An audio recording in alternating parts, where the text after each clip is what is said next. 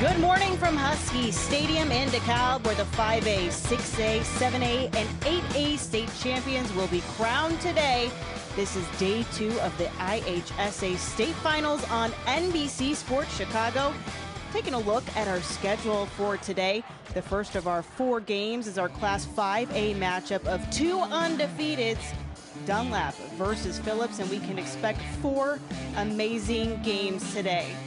I'm Sierra Santos alongside our high school football guru, Edgy Tim. And Edgy, you saw a great slate of games yesterday. Day 2, what can we expect? Well, Sierra, I'm hoping for the same thing. I know it's a lot to ask, but again, we had just terrific matchups. And I'm telling you right now, Sierra, I think we're in store for another great day today. 4 outstanding games and really 4 intriguing matchups to kick off day 2. You said it yesterday. These teams are very evenly matched, and that's why they've been great games so far. Absolutely, and again, that's gonna continue to be a theme today. Some really intriguing, very close matchups, and we're gonna start it with 5A. All right, for more, let's send it upstairs to our play-by-play team of Nathan Beliva and Mark Lindo. Guys, take it away. Thank you, Sarah. Thank you, Edgy, and welcome into the press box. I'm Nathan Beliva alongside Mark Lindo, who's very familiar to this Northern Illinois press box. And Mark, we're looking forward to some really good games today, kicking it off with the defensive matchup between Phillips and Dunlap, what should be a great defensive battle. Good morning, Nathan. It should be an outstanding football game. You have 2 teams that can get after the football. I think this game will be decided, though, by explosive plays offensively. Both defenses will keep things in check, but if the explosive team will come out victorious here this morning. Let's take a look at our key players. We've got a couple of two-way players. Start off with Dunlap. Luke Bennyhoff. He's made his name as a running back. Well, 2,000-yard rusher. That's absolutely incredible. 8.3 yards per rush, 32 touchdowns, a touchdown every game this season. Now, his star must shine today for Dunlap to bring home their first ever state title. He was somehow kept off the All-State team in 6A. However, on Phillips' side, Terrence Taylor is an All-Stater, and we're going to see him probably mostly in the backfield of Dunlap. Well, you know what? He's a obscene 31 sacks, 47 overall tackles for loss. He'll blitz on any down like Phillips would. He'll require double teams from Dunlap's offensive line today. Those are our key players. We'll see who has the biggest day. Coming up, we've got the kickoff. There's a look at the trophy one of these teams will go home with at the end of the day. The 2017 IHSA Football State Finals are brought to you by Country Financial. Take simple steps today at countryfinancial.com/simple steps. And by Biaggi's, where carry-out and curbside pickup make it easy to enjoy the great taste of Biaggi's at home. Visit Biaggi's online at biaggi's.com.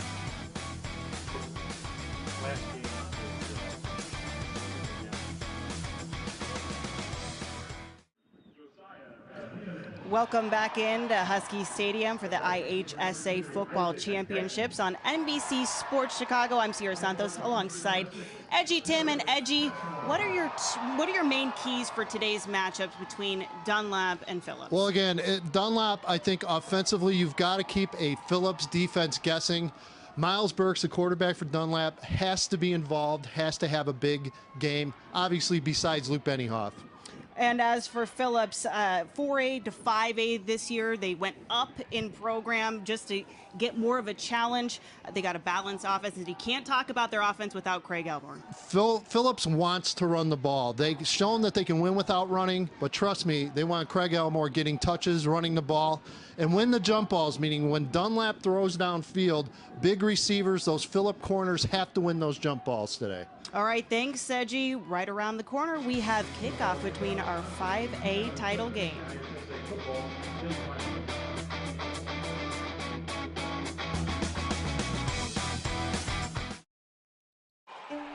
Crispness fills the air, a pursuit of fall glory in sight. It's nearly time when theory dies, when guessing stops, when planning ends.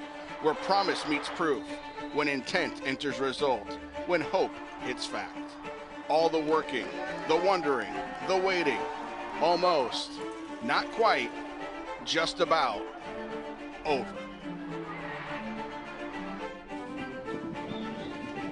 Welcome back to Husky Stadium, and good morning as we get ready for kickoff here in the Class 5A State Championship. Let's take a look at how these teams got here as they line up for kickoff. We'll start off with the Eagles from Dunlap out of the Mid-Illini Conference. They got here by taking care of Streeter as the 1 seed overall, then beat Rich Central. and Hillcrest. They went on the road and beat conference rival Washington for the second time this season, now 13-0. And for Phillips, out of the public league, they knocked off Morgan Park and Solorio using their offense.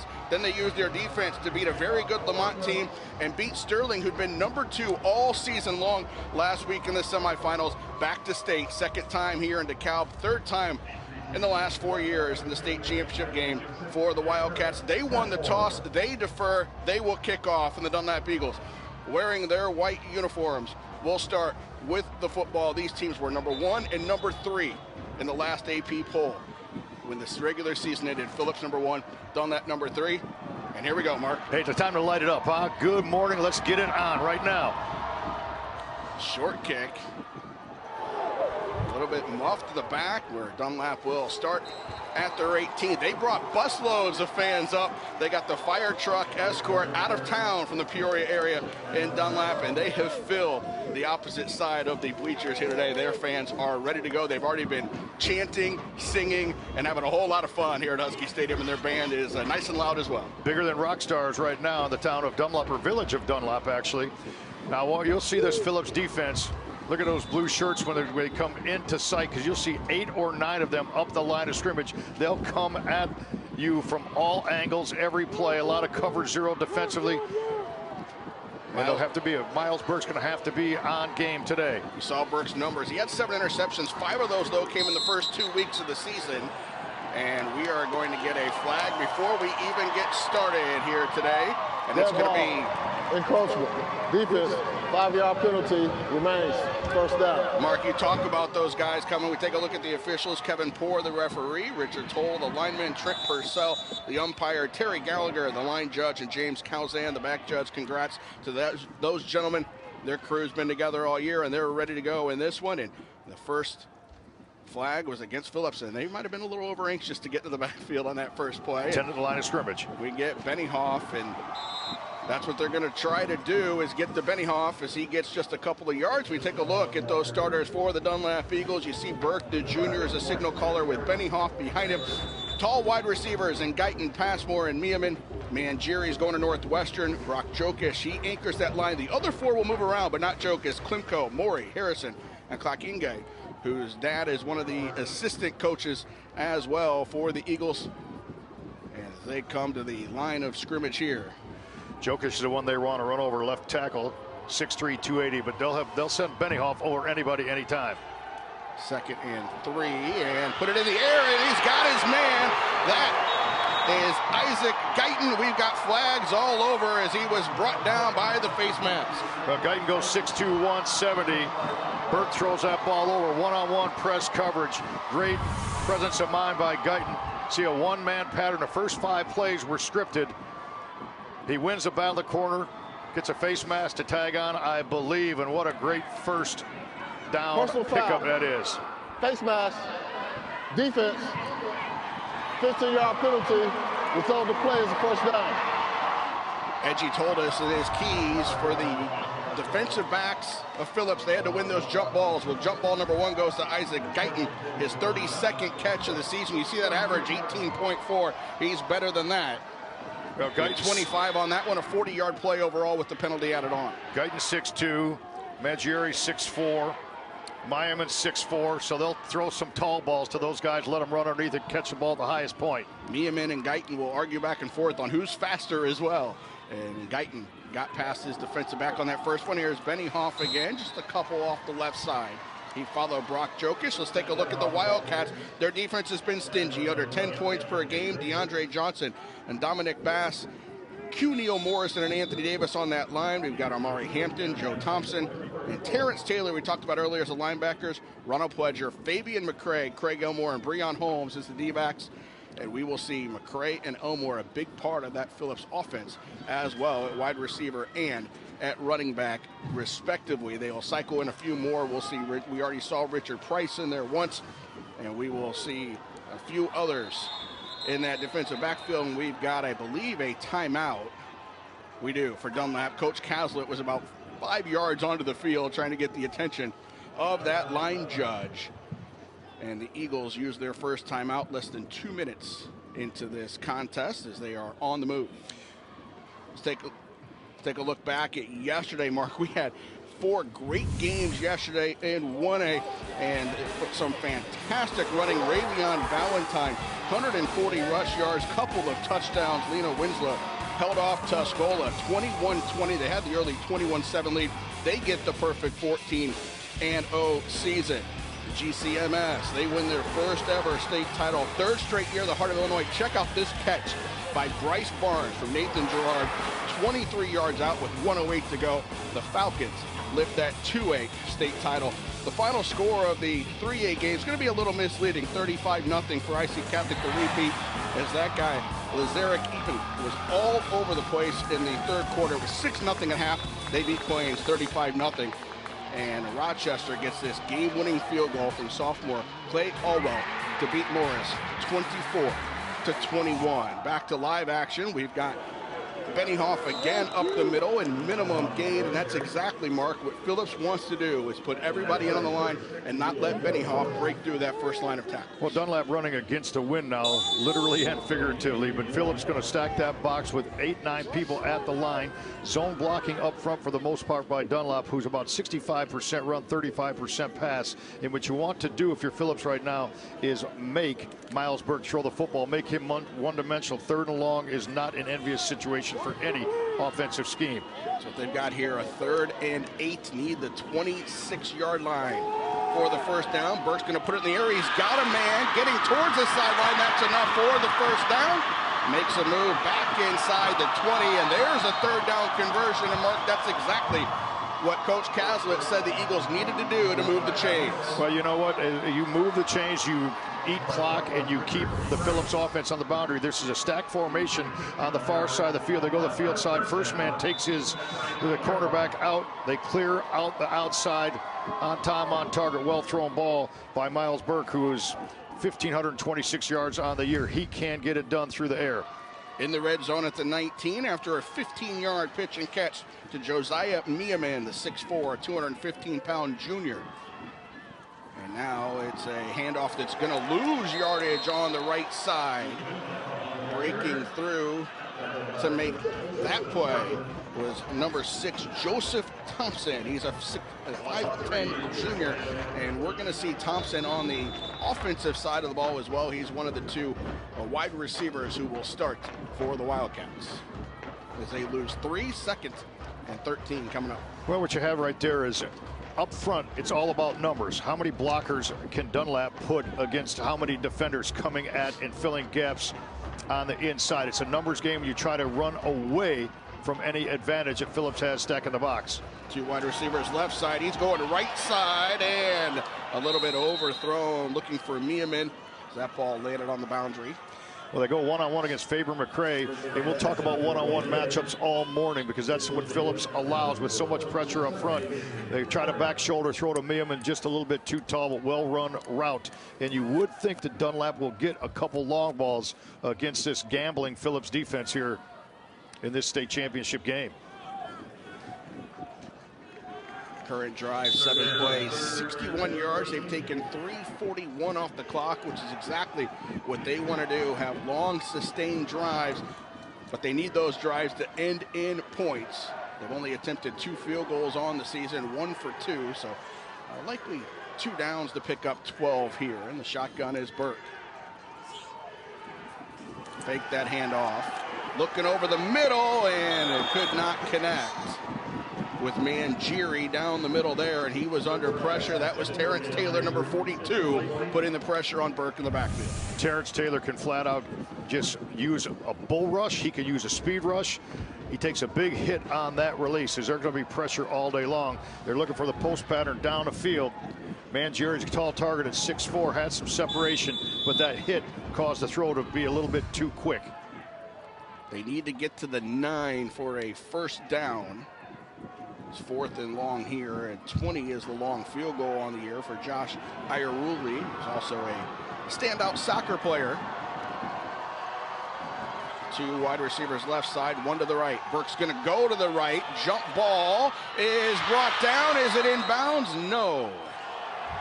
Did not hold that throughout for Miaman, and a turnover on down, so a long drive for the Eagles, but it results in nothing. So the Dunlap Eagles get it all the way down to the 22, and that's where the drive stalls. The Wildcats will get their first crack on offense when we come back.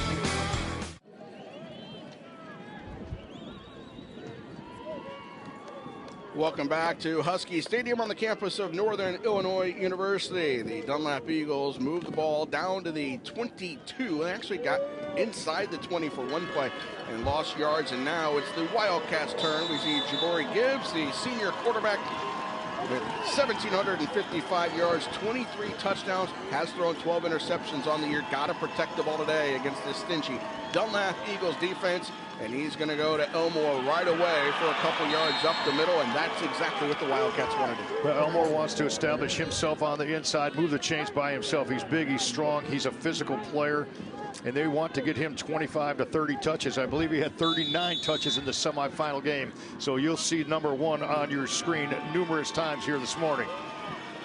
I believe the one quote was 50 touches in a game that Coach McAllister said they wouldn't mind getting Elmore. And now they're going to put it in the air. Wide receiver screen is not caught by Fabian McCray, who might have taken his eye off the ball to look downfield. Let's take a look at the Wildcats. We've mentioned Gibbs and Elmore already in that backfield for the Wildcats. Terrence Taylor will line up as a fullback. Joe Thompson, Fabian McCray, and William Jones Jr. as the wide receivers.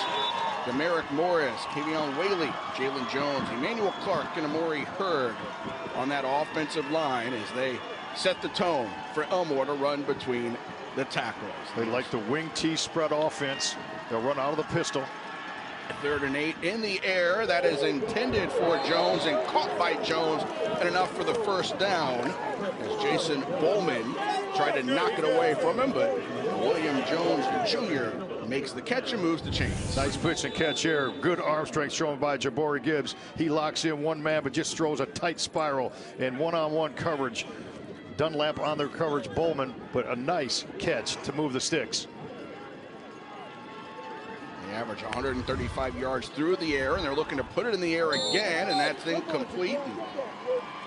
They script their first 10 plays, and we've seen the first 4. We take a look at the Eagles. They've got a very stingy defense as well. Miamin, Maury, Rockow, and Erickson are on the line. Coach Caslett says it starts with Miamin and Erickson. Then it gets to Shane O'Brien, Kyle Black, and then Northwestern bound Charlie Mangieri, the linebackers, and a takeaway of defense from Jason Bowman, Derek Passmore, Luke Benioff, and Isaac Guyton. This one's in the air left side. And that pass is going to be caught, but for very little gain by Jaleel Billingsley, who is a tight end / wide receiver for the Wildcats. And the Phillips Wildcats from Chicago, Cook County, that 528 enrollment. They asked to play up in 5A this year. Here they are in the title game in the Chicago Public League. Matthew Sullivan is the principal, and Candace Jackson is the athletic director. Troy McAllister, the long time now head coach of the Phillips Wildcats. 8 years, 72 wins for Coach McAllister. First team to ever win a state title out of the Public League. That was right here 2 years ago. A little end around and a nice carry. Still going on his feet, heading all the way now to put the Wildcats on top with the big breakaway touchdown for the Wildcats. 64 yards to pay dirt for Anthony Davis, who is a standout defender, and he puts the Wildcats on top on offense with the 64-yard scamper. Well, they get their speed guy in space. Once he got to the second level, paid before the door. A little bit of jet sweep. Nice blocks up front, a good read, and then speed down the sideline, and he knew how to get home on this run. Jet sweep and speed definitely kills right there. We talked about explosive plays on the open. There's explosive play number 1, and it gets to the house for 6 points. How's that for a third down conversion? Was 3rd and 10. The straight on kick for the Wildcats is going to be good by Gibbs, and a 7-0 lead. The Wildcats with an explosive play. They strike first and have a 7-0 lead over the Eagles in the first quarter.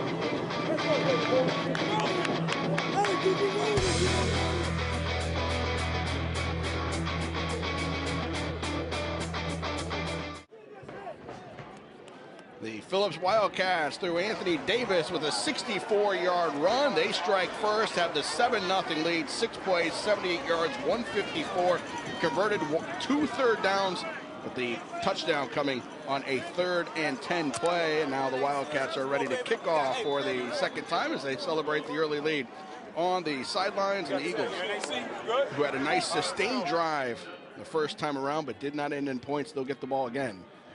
Well, Davis, he gets his first touch, and he's pretty efficient with it. Happy young man we just saw down on the sideline. Special teams, field position going to be also important here, right here. Another short kick. They will fall on it. It never got through to Guyton, who is waiting for the return. We take a look at the Dunlap resume out of the Mid-Illini Conference, just outside of Peoria. 1273 is the enrollment. They have exploded in size over the last few years from a 3A school to a 5A school. Maroon and gold, the colors mentioned out of the Mid-Illini, as they are ready to roll. And Coach Caslett's wife, Katie, is the athletic director, former coach. Her first year as the athletic director. Scott Adriana is the principal. Lisa Parker, the superintendent. Before this year, they had never won more than 2 games in the same postseason. They won 2 back in 1981 to make the quarterfinals, when it was one less round than it is now. And here they are in their first state title game, and a miscommunication on that play. He turned right. The running back went to the left. Well, Dunlap will run some inside zone plays, some inside reads. So a lot of times you'll see the fake handoff / read between he and Benioff. A lot of times you'll see some RPOs, run pass option. You're right, that was just a broken play. He went to hand that ball off, and there was no one to be found. So they're still in script as Dunlap. And we talk about being in script. We talk about coaches come out and they want to show different formations, different sets, and they want to see how the defense then will react to that. Then their play selection comes from that. That's also backup quarterback Ryan Erickson. I wonder if Miles Burke, he was hit on that last play that we showed on offense when he was hit by Taylor off of the incomplete pass. Here's a timeout. Dunlap, their second. So that is not starting quarterback Miles Burke. That is Ryan Erickson, a 6'4", 220-pound senior who is a college recruit, especially at the Division II level on the defensive side of the ball.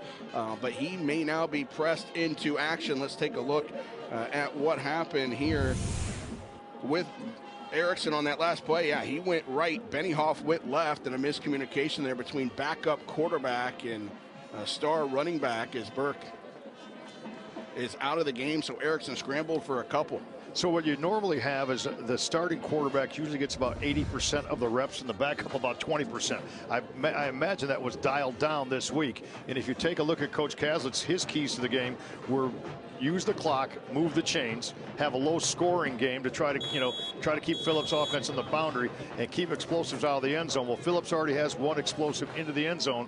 But my point is, those game plans, they go out the window when you have to put in your backup quarterback in the second series of the football game. So a lot of responsibility on Erickson and a lot of responsibility to Coach Caslett now to adjust his game plan. Do not see Burke on the sidelines for the Eagles at all. And here is the running game now, and it's going to get swallowed up in the backfield by Q. Neal Morrison.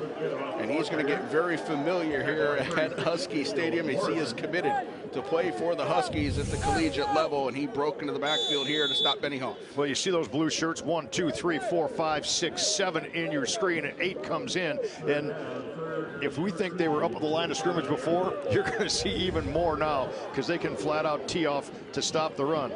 First time all season Dunlap has trailed in a game, and they have the ball with their backup quarterback under center. Michael Larson, defensive coordinator for the Wildcats, ex-Army. Play clock expired there, I do believe. Did they get a timeout in time? If they did, that'll be their third. And let's see, the side judge is coming in to talk to the referee. Let's see if Coach Caslett called that timeout before the flag was thrown. And you see Coach Caslett with a pat on the backside, basically trying to encourage this young man who did not foresee himself being in at the quarterback position in the second series here this morning. So no penalty on the play. Timeout. Dunlap. So Dunlap did indeed get the timeout. So that's their last one. Friday on NBC Sports Chicago, the Bulls West Coast road trip continues in Sacramento. Bulls take on the Kings. Coverage begins 9 o'clock on NBC Sports Chicago. Bulls pregame live or stream live on the NBC Sports app. And you talk about streamline, that's exactly what Dunlap will have to do here, is streamline their offensive package. And Benioff will probably get even more touches now than he would have assumed. The issue still is Phillips knows just that themselves. Well, and you talk about Phillips, they're going to come after you no matter what. Right. And they've got to kind of smell a little blood in the water and ready to come after a backup quarterback the way they saw that first play go, and then a pair of timeouts. And you can see now they have 9 in the box, even on a third down. Erickson, lefty, is going to put it in the air down the sidelines, hangs up, Guyton a jump ball, and he caught it across the 50. How about Isaac Guyton, his second catch of the day, both for big numbers. Well, you can't teach length, and his length right there, he went at the top, the apex of the jump. He caught it at the tip and into double coverage here. And he just high pointed that football, got 1 foot down. Outstanding concentration as he just basically outfought Pledger for the football and moved the sticks on a key third down. And that will really pick up not just Erickson, but that entire Dunlap team right now. Good for 26 across the 50, 1st and 10. Mangieri goes in motion for the Eagles. Erickson's going to put it in the air again, look in the same spot. Guyton tried to tip it. Tipped it a little too far out of his reach. Mark, what's the difference now, the adjustment? You've got a lefty out there throwing instead of a righty as the quarterback. Yeah, I don't think there is, it's not that there's that much difference. The ball still comes out, to either hand. There's not any kind of adjustment that way, but I think you'll see them running, some more roll, or if they happen to move the pocket to the left to his strong hand. But nice one-on-one play right there by 21. Richard Price to get that deflection, knock that ball down. And Guyton, the go-to guy right now. What Coach Caslett did is he said, okay, they're stuffing the run, they're stuffing the run. We got to take a couple shots, keep them honest. Here's the handoff, and that's going to lose yardage again. So the running game going nowhere for the Eagles here in the first quarter of play. Guess who? Terrence Taylor and Craig Elmore. Those two guys they'll stick you. Strong, physical, athletic. And he can move side to side, Elmore, at that linebacker position. Just a really special player, plays both ways. 117 total tackles on the season as he's looking right at you now, ready to make another play. Already 4 tackles for losses for the Wildcats defense. They've been in that Eagles backfield, and they push Dunlap back across the 50. For 3rd and long, and they're going to get another tackle for a loss as the Eagles offense going the wrong way after that big 26-yard pickup. And now it'll be 4th and 1. See, and we talk about zone reads, which the quarterbacks make a decision whether to hand the ball off to Benny Hoffer, keep it himself. Now, Erickson's had very, very few opportunities to make those reads. So you might take that read, the option away, and just have to go straight handoffs right now to Benny Hoffer. And that takes away a little bit of the flexibility of an offense. Isaac Guyton, the punter, he averages 35 yards kicking into the wind. Had a 72-yard punt against Washington in the semis. He drills this one too inside the 20. It takes an Eagles bounce with that low line drive, and they will down it at the 12. So Guyton does his job. Not only did he make a catch on that possession for 26 yards, but a big punt pins the Wildcats down 41 yards on that boot for Guyton, and he flips the field position. Yeah, and Dunlap has flipped the field twice. That's the good news. The bad news, if you're Dunlap, is that any time Phillips touches a football, they're basically in scoring territory because of the explosiveness and the weapons they have offensively. The other part too, Mark, we talk about Erickson being the backup quarterback. He doesn't even get some time over there on defense to talk with the coaching staff because he's one of their best defensive players, and he's on this defensive end trying to stop Elmore and Gibbs as Gibbs is back to put it in the air. Now looking to run. He's got a man wide open. That's Taylor, and he overshot him. Taylor had nothing but green turf between him and a 2-touchdown lead if that ball's on target. Great symmetry, ability to extend the play by Gibbs, and then Taylor knew with that symmetry between quarterback and receiver to ad-lib or adjust the route in air, and just a little bit too tall. As they continue to operate from the pistol, the quarterback stays 5 yards back.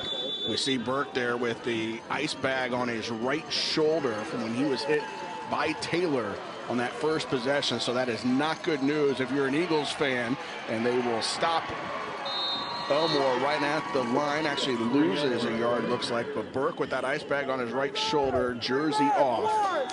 And that hit that he took, solid hit, clean hit, aggressive hit, but just sometimes you can take that hard hit or sometimes just the angle where your shoulder lands. And that young man looks like he's in some physical pain and obviously emotional pain. He wants to be out on the field. You work all season to get to this game and have it go just one drive. You feel for him. And he'll be rallying his teammates. We got 2 seconds on the play clock. Get the snap off. Gibbs is going to put it up, looking for Thompson, and it's knocked away. That was 6 on 6. Passmore got the hand up to knock it away from Thompson and deny the Wildcats, who will have to punt.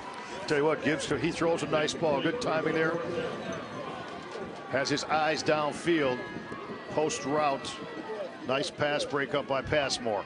Passmore had one of their 4 interceptions against Hillcrest. They were taking on a quarterback that had 3 on the season. They got 4 in that quarterfinal game. Gibbs will punt. He averages 33 yards, has a long of 64. He's got the wind at his back and almost had it blocked. But he does get a big booming punt across the 50, and it will be downed at the 47-yard line, and that's where Ryan Erickson, backup quarterback for the Eagles, will start his second drive. Dunlap overall with their 3rd drive here in the first quarter, down a touchdown. Well, normally would like to, try to now probe the perimeter, get the ball out on the edge, but that is playing to the strength of Phillips, their speed to the edges. The inside zone has not worked. They have to find something. You might see Erickson do some more quarterback runs, some quarterback powers that will give him an extra blocker in front of him. It's all the numbers game. See him talking to his teammates in the huddle. He's got to exude confidence right now. He has to pick up his teammates and pick up the believability factor.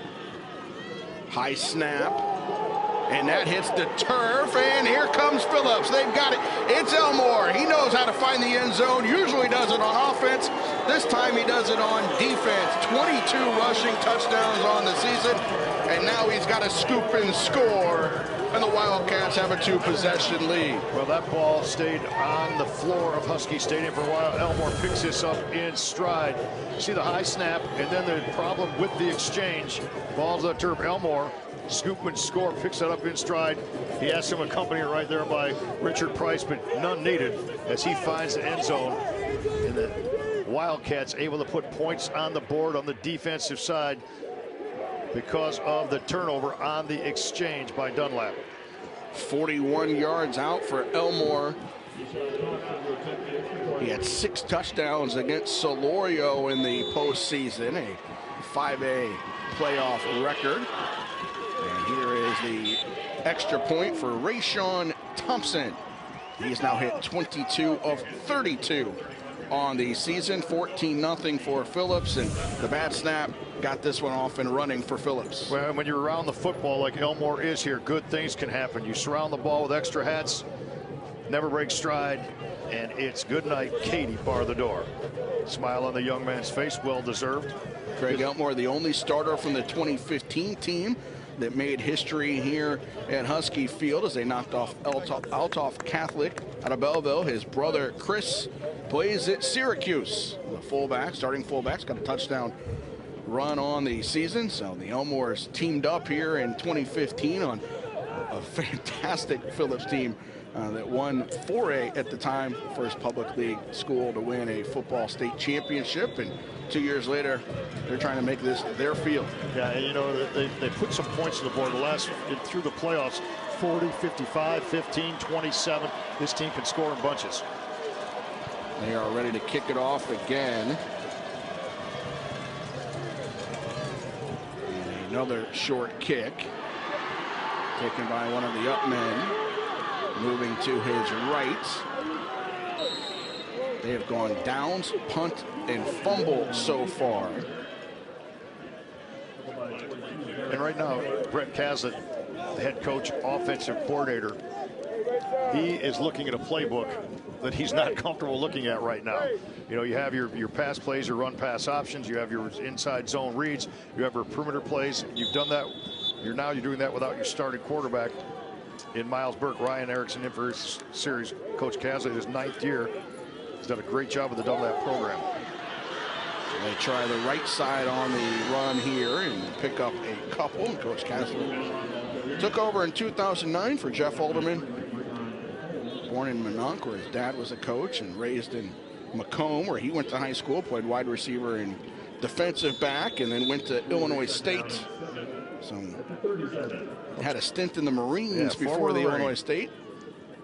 He was an assistant in Deer Creek Mackinac, coached Butler High School just outside of Charlotte, North Carolina, where they had 6 Division I players in his 1 year at Butler High School. Came back to DMAC, head coach at Fieldcrest, now head coach at Dunlap, and he has his program trending in a fantastic direction. And this run will go for minimal carry on second down and put the Eagles in a 3rd and long as Q. Neal Morrison was in the backfield again. Well, he's a large specimen. Look at that. He's wide, he's thick, but he can move. He can move on the inside. He can play both the 1 and 3 technique. The 1 technique, he'll line up between the offensive line's guard and center. He'll move between guard and tackle. And he can beat you with a bull rush. He can beat you with speed. And his technique is also very good with some different swim moves on the inside. The Eagles are going to let the clock run out, flip the field to start the second quarter. Phillips got an offensive touchdown. They got a defensive touchdown. And the Eagles, who took the field to big cheers, they're looking to flip it in the second quarter. But it's been all Phillips so far, 14-0 for the Wildcats.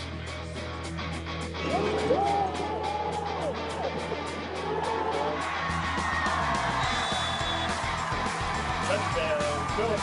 Ready to go with the fumble recovery.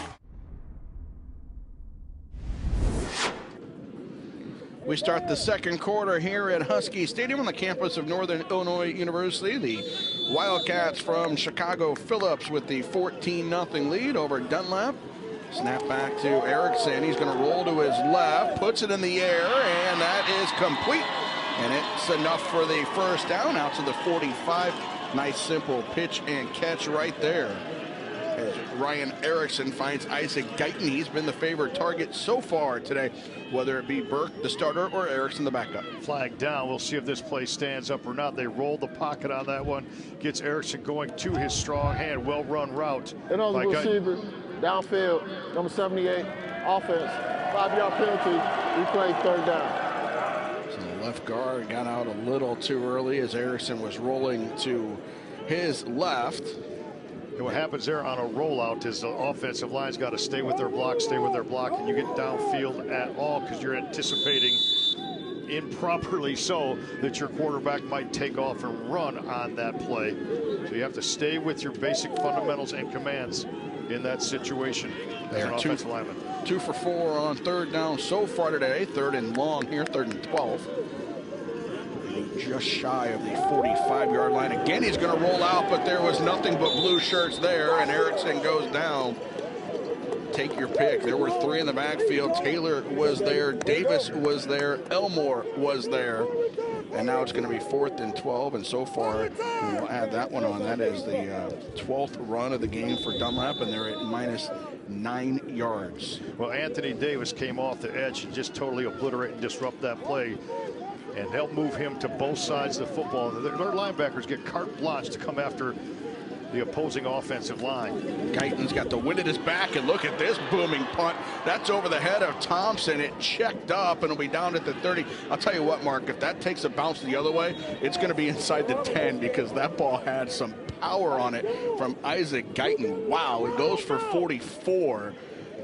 And they might want to scoop back, Phillips, on those punt returns. They had Thompson standing at about his 50, and it went well over his head with the wind behind that big leg of Isaac Guyton. Well, the wind definitely a factor, and you need to make some hay when you have the wind offensive. That's when you're going to put your passing game into gear today. And you also have a chance, obviously, to flip fields with the wind. So that's going to be a factor as this entire day goes along, all 4 classes, as we crown 4 champions this morning at Husky Stadium and all afternoon long. You can see the American flag there whipping in the wind. It's in the face of Jabari Gibbs.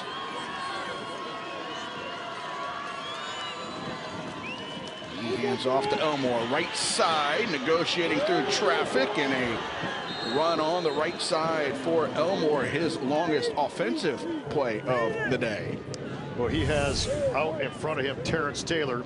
You see the jab step, Taylor with a block, boom, right there on your screen, cut back by himself. Then he takes a hit and delivers a hit at the same time, a big, strong, powerful runner. And he's going to try the right side again, first down yardage. And he'll be tackled out across the 40. Luke Benioff in on that tackle of Elmore. Now, what they're doing with Benioff all day long is they're going to move him from a safety position, move him up into the box. Benioff basically will be an extra linebacker, and what they'll do at times is actually spy on the running back, Elmore.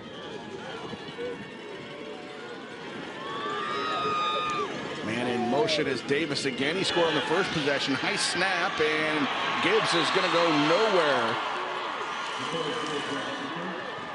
As that's Shane O'Brien who got in the tackle for a loss. 55 tackles on the season. He had an interception and a fumble recovery in the playoff win over Rich Central. And they've got a great young defensive coordinator, Teague D'Antino, who played at Metamora, played at Western Illinois. He was the Peoria Journal Star Player of the Year on a 12-1 semifinal team for Metamora.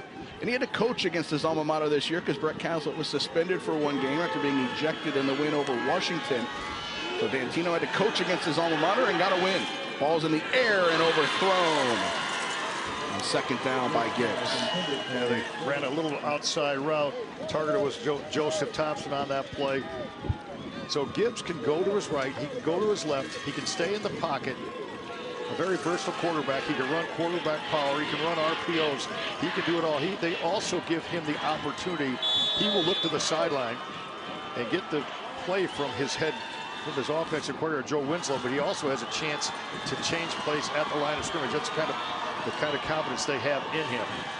2 of 3 on third down. One of those was a 64-yard touchdown run.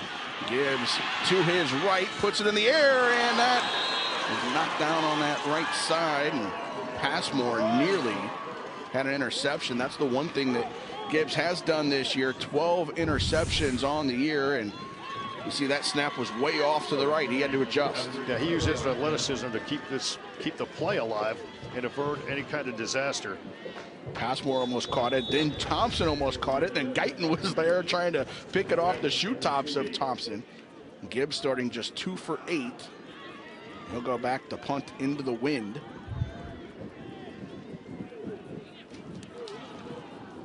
Hangs it up. Fair catch called for, and fair catch is made on the 28-yard line. That's where the Eagles will start as they try to get on the board. Phillips up 14.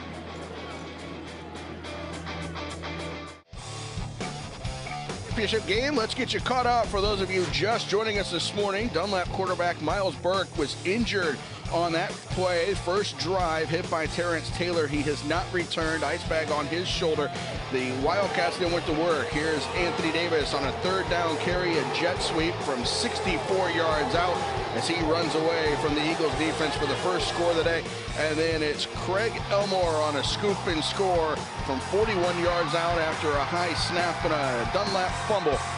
14-0 as Phillips has converted both of their extra points as well, and we are ready for this drive. And Mark, did you get the text from the Dunlap mascot? That was amazing. I think what this world has come to. I think they were texting you, so we'll see what that says. And here it is, Guyton on the left side.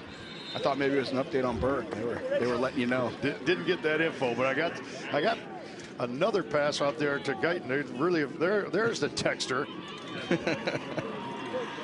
When your mascot there, little bit of excitement from that crowd now. No texting. Put the phone away. Dunlap 12 runs in this football game for a negative 11 yards. So run the ball, stop the run, especially in winning conditions, absolutely imperative. And Dunlap has just not been able to get off the snide. Offensive line's been together, 3 different levels. They stayed together as freshmen, stayed together as on the sophomore team and then on the varsity team. So there should be pretty good confidence that they can get the job done. Best first down play since Erickson took over, but the second down play goes nowhere for the Eagles. Guyton now with 3 catches, 55 yards, and the run game has been stagnant thus far as the Wildcats are winning the battle in the trenches. Their defensive line overpowering the Dunlap offensive line. And you mentioned those 5 starters. They played together since they were 8 years old. Didn't play varsity until their junior year, and they've had a fantastic 2-year run with this Eagles offense. Here's Erickson out to his left, and there's Taylor. 31 sacks coming into the game, and he's got another, dragging Erickson down at the 25-yard line. And he beats Jokic on the left tackle right there. See the block? He gets his hands inside, but just too much speed to fight him off.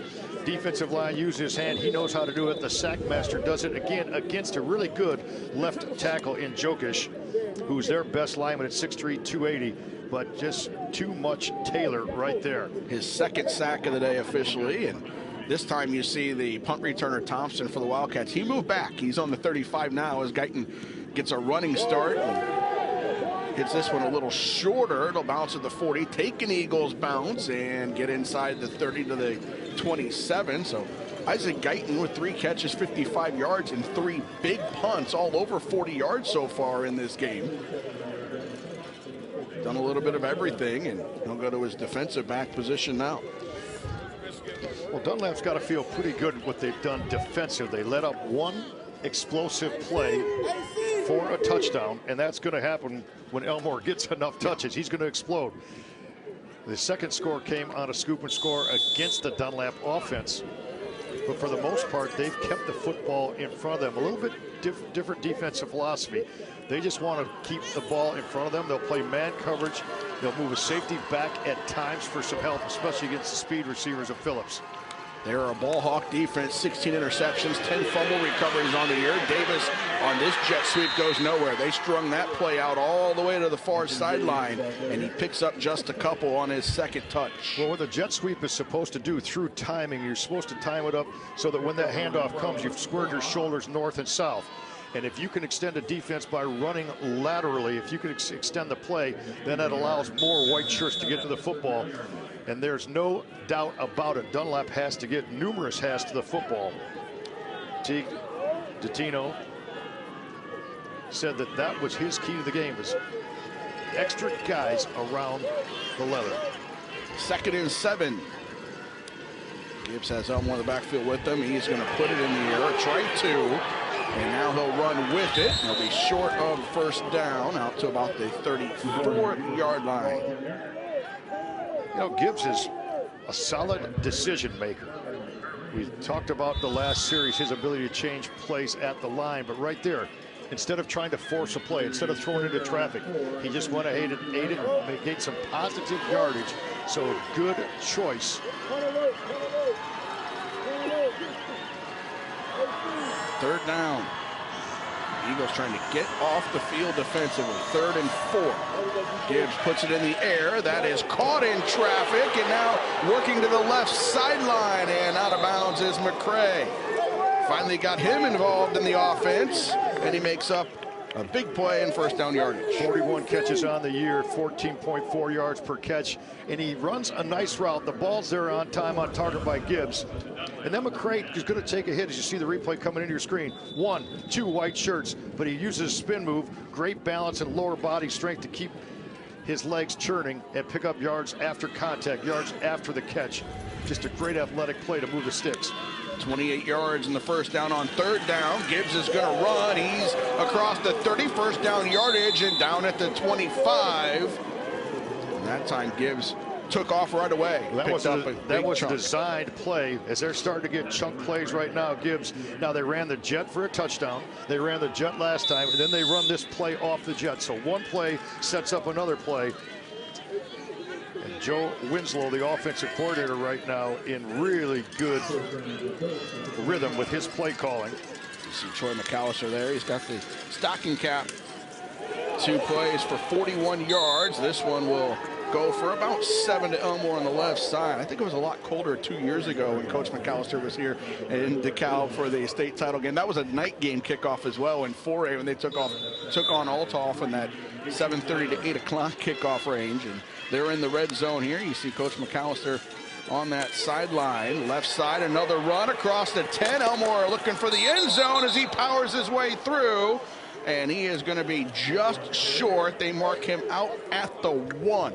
Well, he comes in with 22 touchdowns, has one already today. He's just a powerful runner because he can throw his hips at you. A little bit of zone read, inside handoff, great block at the point of attack, and then another stalk block downfield. Boy, when your wide receiver McCray can block for you like that, you've done something special. Here he is on the left side and in. Second touchdown of the day for Craig Elmore. 1 on defense, 1 on offense.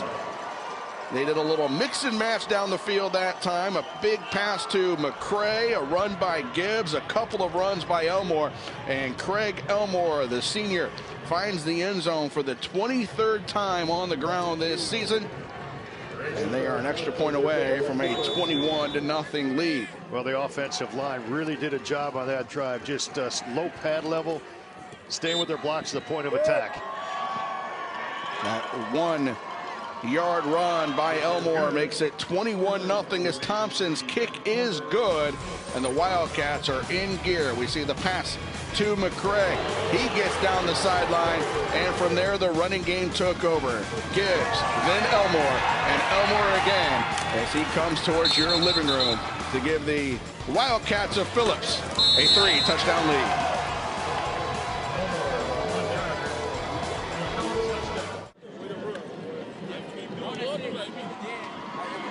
The Wildcats of Phillips with a 21-0 lead over Dunlap after that 7-play, 73-yard drive. Took 2 minutes and 26 seconds. Capped off by Craig Elmore's 23rd rushing touchdown of the season. He's got 7 carries, 41 yards. He also has a defensive touchdown. And he is trying to put his name in the hat there, Mark, to be the Country Financial Player of the Game. I think he's got a pretty good start on the day. You know, the young man loves to play football. Talking to Troy McAllister this morning, he said, football's fun for me, and we want to make it fun for our kids because these kids from Phillips, they're a tough neighborhood the school is in. A lot of kids have to travel a long way to get to school every morning, and they don't want to have football be a chore. They want it to be fun each and every day they go to practice. And Elmore is one of those, more than an hour on a bus and a train. Yeah, and you talk about school. You talk about getting to school at what? You're leaving at 5:30, 6 in the morning. You have studies, you have extracurricular activities, and I know that at Phillips, 100% of their students qualified for post high school, college opportunities this last year. Kickoff into the wind is short, and a big hit just outside the 30. That's where the Eagles will get started. That ball hung up in the air a long time with Jaleel Billings. He just was right there as the catch was made. And he gets some congratulations on the sideline. Take a look at it. Over the shoulder catch, and then Billingsley lays out. And you talk about square football. That was fundamentally sound because he just went straight through the ball carrier. There's never a doubt you're not going to get any yards after that contact. Zach Sturneman, the senior, on the catch of that kickoff. He was expecting to block, and all of a sudden the ball's coming right at him. Here's Erickson under pressure again. Kuneal Morrison, number 36, was there to jump on his back. The Illinois Treasury. Do you have unclaimed property? Check today at IllinoisTreasurer.gov. The Illinois Treasurer's Office safeguards unclaimed property such as life insurance proceeds, missing paychecks, and forgotten bank deposits. There is $2 billion in unclaimed property. Check if your name is among the thousands who have unclaimed property at IllinoisTreasurer.gov. That's www.IllinoisTreasurer.gov. Well, the storyline continues. Dunlap with minus 18 yards rushing. Minus 18. So they're kind of been stuck in park. And there's going to be more minus into the backfield there to make the big hit for the Wildcats. Number 34, Dominic Bass, a freshman. And they just get off the football so quickly. And it's attack, attack, attack mode. And you're talking about attacking a guy that's just an incredible runner in his own right, and Luke Benninghoff, who came in with over 2,000 yards. But you can't use your athletic ability for Benninghoff if you have nary a seam to run through. You see what this defense has done to some really good offenses. They held Lamont to 3. They held Sterling.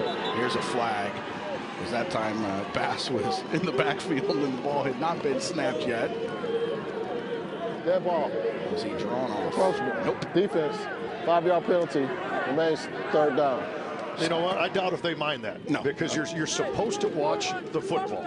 You're a defensive lineman, or linebacker, you're supposed to watch the football, but they're timing up the cadence of a new quarterback right now, and they are just flat out teeing off on the run game and having some fun doing it. And that's exactly what Coach McAllister said they wanted to do. Get the lead and let these guys tee off. And the last 2 drives, exactly what this defense has done. And they fill the line again. 7 on the line. Erickson's going to put it in the air. Looking for Meehan, jump ball, and not brought down. Meehan had his hands on it. Then Fabian McCray tried to make an acrobatic interception on his back. Neither do, and the Eagles will punt again. Meehan 6'4", went up to the tallest point. Phillips with great coverage, double coverage, safety help over the top. Dunlap 4 first downs, all on their opening drive when they flipped the field. Then there was an explosive play that went to the house the other way. You see that, 8.9 points per game, 4 shutouts. And they shut out Simeon, Vocational, South Shore, and Clark this year. They also held Lamont to 3 in the quarterfinals, as Guyton barely got that one off. But again, a big booming punt that gets over the head, is going to roll inside the 10. Can they save it out of the end zone? No. Oh.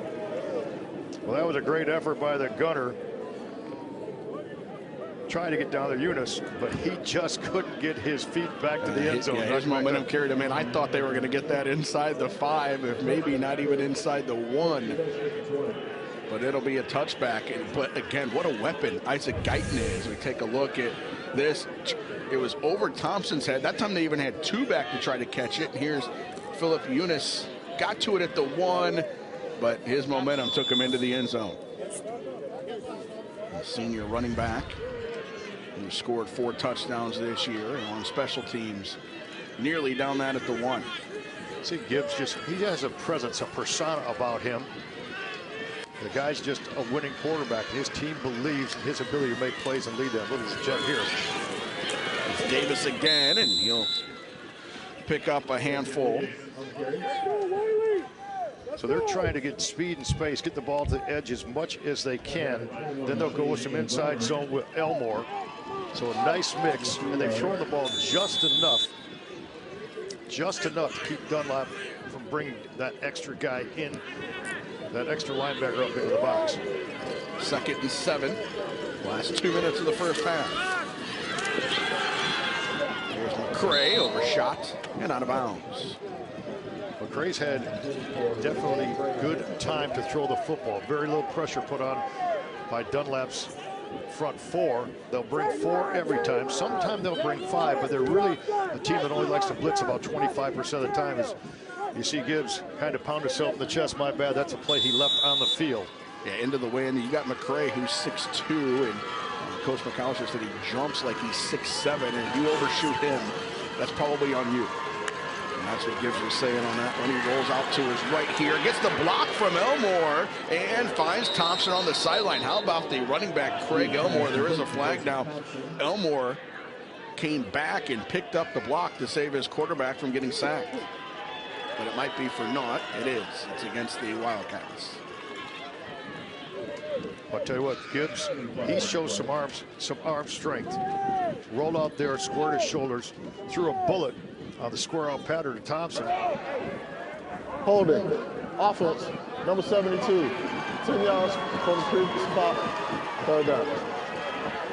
2 sophomores on the offensive line. That penalty on one of those, Emmanuel Clark, and the Wildcats moving back. They've got 4 penalties so far on the day. I saw, watching film of Phillips' preparation for this game, 72 Clark, he really jumped out at me. I saw him throw about 3 pancake blocks on film. And then when I read that he was a sophomore, you got a special offensive lineman coming. Gibbs just flips that one to Elmore, and he's going to make something happen down the sidelines. Elmore stepped out of bounds. He stepped out of bounds. He's still going, but the whistles have blown. He's out of bounds at the 37. So that pass was about, what, 2 yards? Yeah, as close as I am to you right now. You get the ball to Elmore, and special things can happen. That guy right there on your screen can create some things all by his lonesome. That was just a dump pass in provision. So Gibbs is going to know his buddies right there. Trouble, trouble, trouble. I'll get it to you. Go make a play. Throws a shoulder there. Makes a man miss. Busts a tackle. Great balance agility down the sideline before he finally steps out. That's what you dial up on 3rd and 17. And now it's a pass on the sideline. And I'll go for another first down. Joe Thompson across the 50. I love Thompson's route running ability. He knows exactly where to make his break. Gibbs hits that one on target again. Thompson averaged at 15.4 yards per catch. But his route running ability has been very impressive here this morning. Just a junior. He'll be on some radar screens for college football programs. He and McCray both juniors. Gibbs rolls right this time and finds Billingsley, who is ridden towards the sideline. They'll mark forward progress about the 39-yard line and keep the clock running. Don't give him the out of bounds. Billingsley's a senior. He had a touchdown in the semifinal win over Sterling, his 7th of the year. 26 catches on the season as they're starting to distribute the ball and make Dunlap defend against 4 or 5 weapons right now. Not an easy task as they continue to spread things out. Wing T, but spread here as they're empty in the backfield. 6 completions to 5 different receivers. And he finds another receiver. This is McCray, who will get to the sideline, picks up the first down, which will stop the clock at 33 seconds. They have all 3 timeouts, and really, Mark, didn't seem to be all that in a hurry. 14 seconds ran off the clock between those last 2 plays, and they're still kind of just being patient going down the field. Now they will use timeout number 1. Well, I think what they've done is start to distribute the ball to different people, being hard to guard, if you will. Troy McAllister, who started this program with only 12 players. Yeah, how about that? And now over 100 players in the Phillips program, being a part of their building tradition. They started a freshman team this year. They got a little help from Peyton Manning. Yeah, absolutely. Riddell with some uniforms, and Peyton Manning came and spoke to the team. What a thrill that was for those student athletes. So at Phillips, I know Coach McAllister, he wants to stress academics first. His players do that, but they love to play for him. And I think he loves to be at Phillips High School. Look at that. The story of him arriving in Chicago is fantastic, too. He was raised in Ontario, Canada. He went to college in Buffalo, was a teacher in Buffalo, and just on a whim got his 2006 silver Chevy Impala, drove to Chicago because he had seen a posting that they were looking for teachers, started teaching kindergarten on the south side, coached youth football, youth hoops, and then when Phillips restarted in 2010, pretty much from scratch at the school, as that passes out of bounds. After the time, they were the 2nd worst school academically in the state.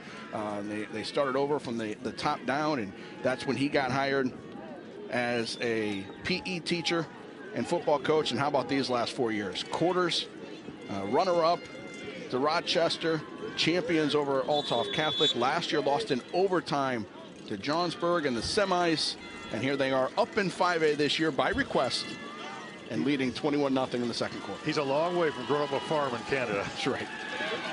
Gibbs on the sideline. That's juggled and not handled by Thompson.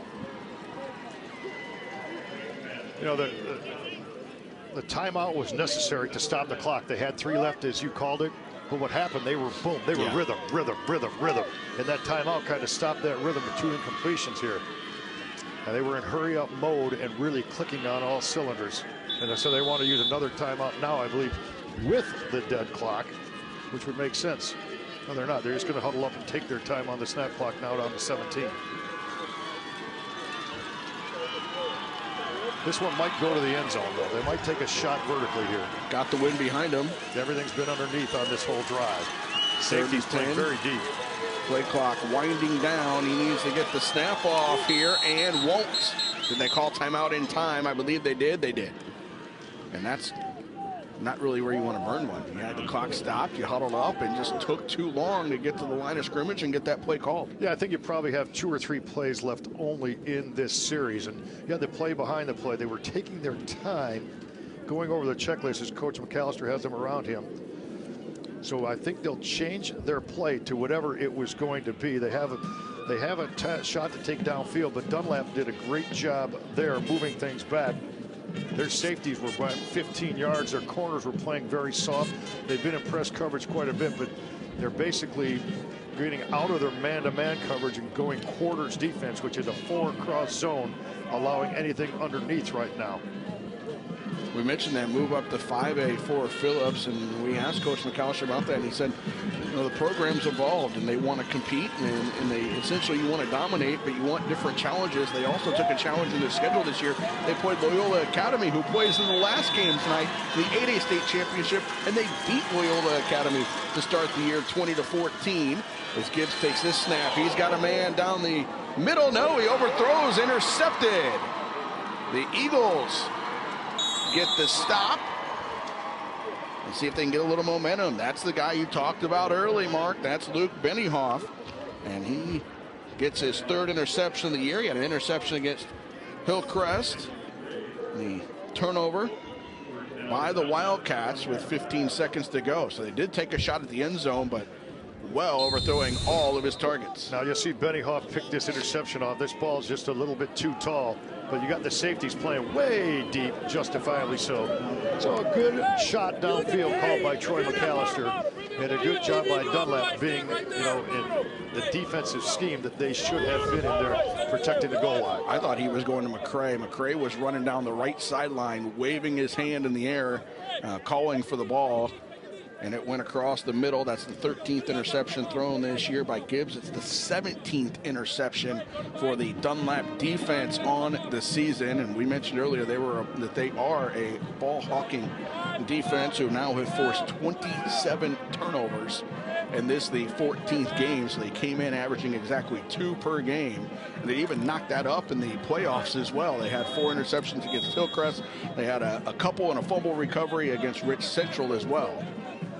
Well, it's a defense that likes to stay position and gap responsibility defense. They usually only rush 4 guys. Their linebackers are taught to, you know, just read, react, wrap up, and scrape.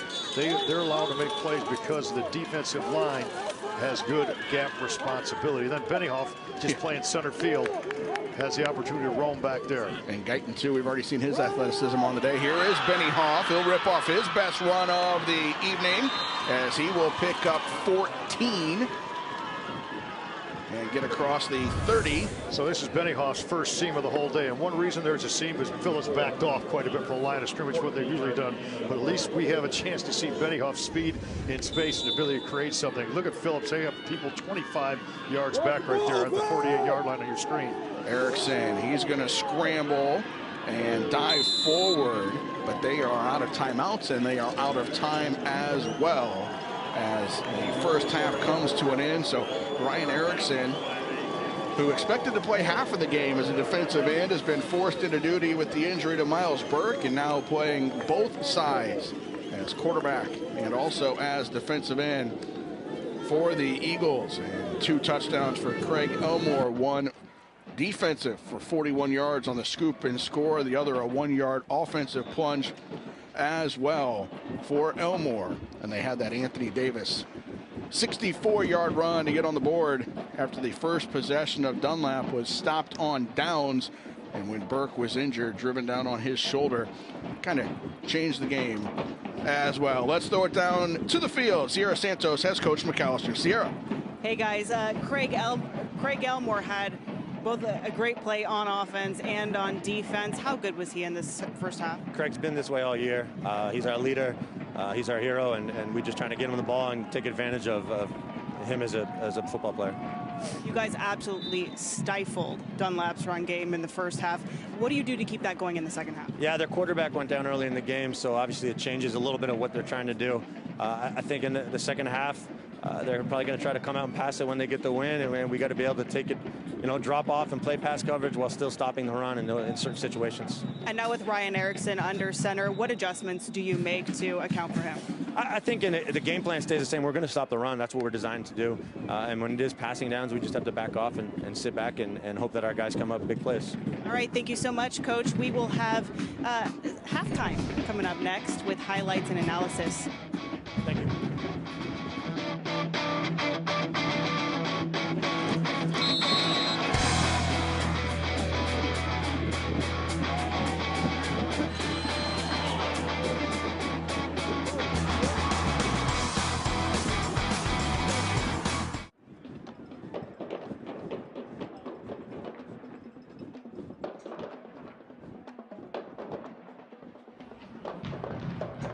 We are at halftime at the 5A state title game from Husky Stadium, where Phillips has a commanding 21-0 lead over Dunlap. And really the story of the game has been the lack of Miles Burke. And how much has Phillips been able to take advantage of it? Well, they have, and we talked in the pregame about getting Miles Burke involved and his importance. And I think we saw early what the game plan was, and it was working. But as Phillips always does, they're able to find a way and take advantage. And again, this is just a lights-out defense. They dare you to run. They'll man you up for the pass. And again, when you lose your top quarterback, this is high school. It is devastating for a team. You just can't pull a kid off the bench automatically to pick it up.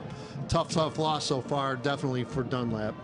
And we saw the explosiveness of Craig Elmore and Anthony Davis. Anthony Davis got them on the board with that amazing 64-yard touchdown. And Sierra, there's probably 5 or 6 other kids on this Phillips roster that is just as capable. Again, you watch Elmore, he's got the outside speed, can break it from the outside, can run it inside, and again, just a really deep, talented team here, no question.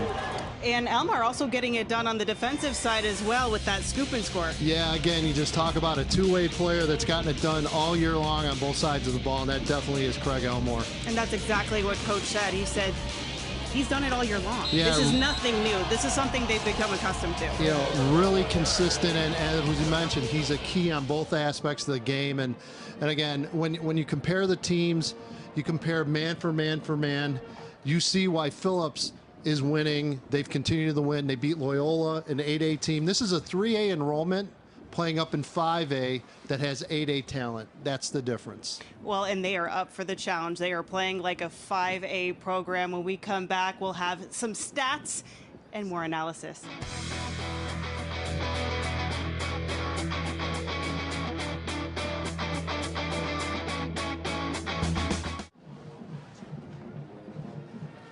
Back here for NBC Sports Chicago coverage of the 5A state title game in DeKalb, where Phillips holds a commanding 21-0 lead over Dunlap. And probably the biggest problem for Dunlap right now is trying to get that run game going, and it's all over the stats, right, Edgy? Well, again, this is Phillips' defense in a nutshell, Sierra. They're going to take something away. They're going to dare you to run the football, and then they have the athletes to contain on the outside in the passing game. I mean, -5 rushing yards, that does not do it for a team that has lived off the run all season long. And again, it's just a dominating performance defensively for Phillips here, with obviously the circumstances playing a huge aspect in this first half. And we talked about how balanced Phillips' offense is, right? Balanced, explosive, and again, really the only lacking area maybe is special teams, but outside of that, when you're rolling the way they are rolling, special teams, you know. All right, so if you are Dunlap, what do? You've got Ryan Erickson under center. How do you make adjustments? Well, I mean, you hope Ryan Erickson has gotten the bullets shot at, sent his way, and he can settle down a little bit. Sierra, I think you stick with the game plan. You saw the size advantage you had outside. You've got to protect Erickson a little bit. You got to give him some time. I think you stick to that game plan, try to hit them with the outside pass, and hopefully maybe open up a little bit of the running game. But, you know, and then defensively, your starting quarterback is not making tackles. You've got to tackle. You've got to avoid those big explosion plays on the Phillips side. And if you're in that Phillips locker room right now, Do you make any adjustments, or you just keep doing what you're doing? Just sick the dogs on them. That's all. You keep bringing it defensively, and you look for those explosion plays. You're looking for the knockout punch here if you're Phillips. There's no question. All right, we are just a few minutes away from second half action. We'll be back just after this quick timeout.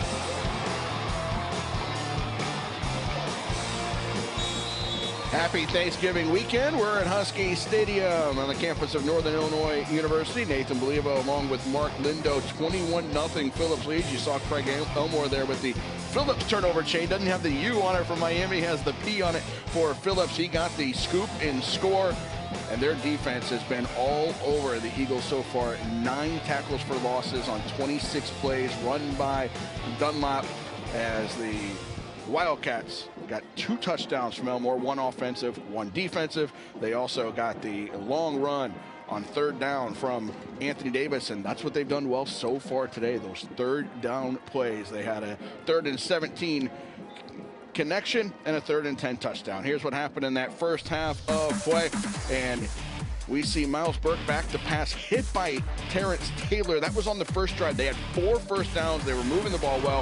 He hurts his shoulder, and right away, the Wildcats take advantage. Here's Davis, 64 yards out on 3rd and 10 for the first touchdown of the day. And then the defense of Phillips went to work against the backup quarterback, Ryan Erickson. High snap on the ground. Elmore knows what to do with it from there as he scoops and scores to double the lead, and then he pounded it in from 1 yard out after doing a lot of the heavy lifting on that drive as well for a 21-0 Phillips lead at halftime here against the Eagles of Dunlap, who will look to bounce back. And Coach Brett Caslett is down with Sierra Santos. Sierra, take it away. Obviously a huge loss with Miles Burke out. Any update on him? Yeah, he'll be out for the game. He's separated his shoulder, so you know he needs to sit out. Now with him out of the game, you have Ryan Erickson under center. What do you do? How do you change your offensive scheme to try and get back in this one? Well, I mean, we've got to do some things different. And anytime you go to your backup, you know, you lose some of the things that we did on that first drive that were kind of game plan specifically for Phillips, because you don't have time to get reps for everybody. But Ryan's a very capable young man. He's very smart. He's an all-conference defensive end. He's got a great arm, so we're going to try and take advantage of what his strengths are. All right, thanks, Coach. You gave you guys a good pep talk during halftime, so we'll see if they can come back and get back in this one. They'll give it all they have. I know that. All right, we'll send it back up to you guys in the booth. Thanks, Sierra, and thanks, Coach. And Mark, you got a feel right there. Coach Caslett, Miles Burke, first drive injured. You hear him say separated shoulder, out for the game. The junior, 1,520 yards, accounting for 18 total touchdowns this year. Thrown just 2 interceptions over the last 12 games. Had this team ready to go. 2 touchdowns last week in the semis, and he goes 1 drive. You got a feel for that young man. Well, you got a feel for that young man. You got a feel for their team, and you got a feel for Coach Caslett, who has to come up with play selection. You have to stay with your game plan. You can't improvise an entire game plan and scheme, but you have to go try to find the strengths of Erickson. We saw them roll him left. We saw it throw to his strong side. We saw, you know, the target is on his back right now, and Erickson right there, his arm immobilized. We understand it's a shoulder. Yeah, they got Burke and got him the sling. You see his teammates around them there, you know, encouraging him, and I'm sure he's doing the same thing, encouraging his teammates for this second half, and gets them ready to roll for half number 2. Although Dunlap will be kicking off. Phillips won the toss. They deferred and went on defense first and held. That was the best drive Dunlap had. That first one, they got down inside the red zone, got to the 19, and that's when Burke was hurt. And Phillips eventually took over on downs. And now Phillips will get the ball with the wind at their back here for the third quarter. I see Banks back here to receive this kickoff. Special teams field position. Oh, so important normally, but we've talked about Phillips having the ability field position to score anytime, any place on the field. Dunlap having all their players change sides here on the kickoff. It looked like a fire drill down there. All lane responsibility here. You have to stay in your lanes. Don't close in. Don't allow backs to get to the outside at all. Second half underway, and this will boot into the end zone. Iruli with the kickoff. And a touchback to get it started for the Wildcats.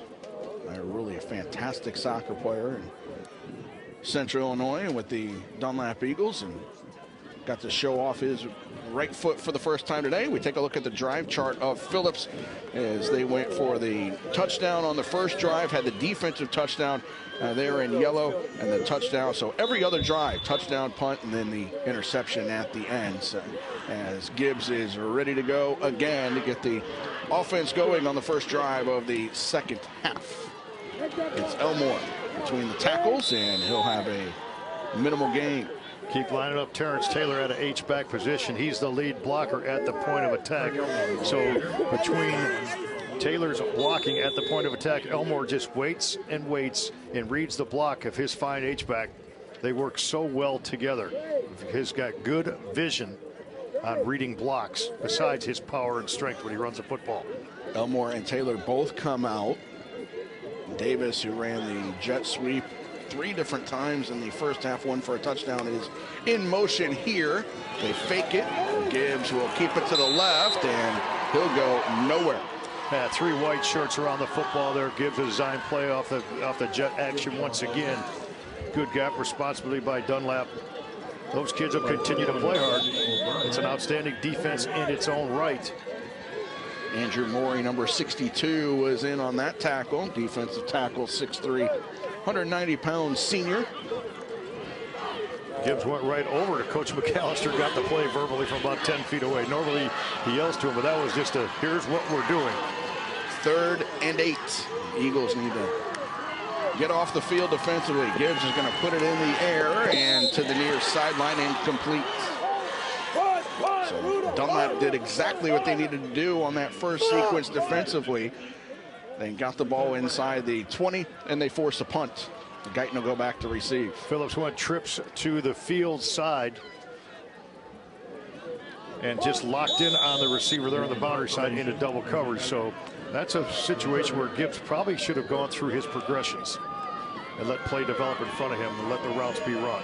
Punt into the wind. Guyton standing right at the 50, and the left-footed punt is not going to get that far in the air, and it takes a Dunlop bounce, and they will start in very good field position just inside the 45-yard line. Take a look at the drive chart for the Eagles. That first drive was their best. 9 plays, 61 yards, 4 first downs, but then they turn it over on downs. Erickson took over after Burke was hurt. You see punt, fumble, 3 straight punts, and then halftime, and 4 of those 7 drives negative yards as a result. And then they had the long run by Benny Hoff right before the halftime whistle. Well, they got to continue to move chains, stay in front of the chains, and they have to get some drives. This one a short field, only 43 yards, but they have to sustain some 8 and 10 yard or 8 and 10 play drives and finish with points. They got to win this quarter to get back in the football game. Erickson puts it in the air left side, and that's intercepted. Went down the left side, Joe Thompson. Well, Thompson playing free safety there. It was double coverage. He was safety help over the top. I like the fact that they come out and throw the ball with Erickson, try to open things up a little bit. They rolled him to his left. There's a little bit of rollout. He locks in and 1. And you see the whole time Thompson just reading the eyes. A great interception because of his position on the football field and using his vision. Mangieri was the intended target, the big tight end of the Eagles. And Jerry's been quiet today, and that's one reason why Dunlap is behind. They got to get him involved on both sides of football. High snap. Elmore tries right side, back up into the middle, and will be driven to the ground. There's a flag on the field. Boy, is he fun to watch run, though, isn't he? His cutback ability, agility, his ability to change directions quickly. He has agility. He planted that right foot, cut back against the grain, reading his blocks as they developed. Zone blocking up front is what Phillips favors. Getting some different college looks, and he'll look deeper in December. As the season finishes up today, wanted to concentrate on the action. Holding on the offense. Number 50, 10 yards from spot of 5. Remains first down. That pushes them back just inside the 10. So change play selection here in a situation where Coach McAllister knows they're not trying to get 20 on this one. They're trying to get 6, 7, make it 2nd and 12, get things more manageable situation, especially against this wind. 2 wide receivers to the left, 1 to the right. Another high snap, and Gibbs is going to tuck and run. He'll get the penalty yardage back. And then gets flipped over as he crossed the 20. Nice block by Fabian McCray once again. Watch his stock block by number 7 to come into your screen. High snap, improvision of the fake jet. McCray out front, and then Gibbs picks up that block right there to make a man miss. Good downfield blocking. First block by Taylor, second block by McCray on the outside. When wide receivers can block for you downfield, that's called a stalk block because you're actually looking for your man. You're stalking him, trying to find him. You push him outside, the quarterback would run inside. You push him inside, the quarterback would run outside. It's all about reads. Run behind Taylor, that's smart. Let him clear the way. Here's another high snap. Gibbs goes to his right. Niemann is going to force him out of bounds. And they lost yardage on that play.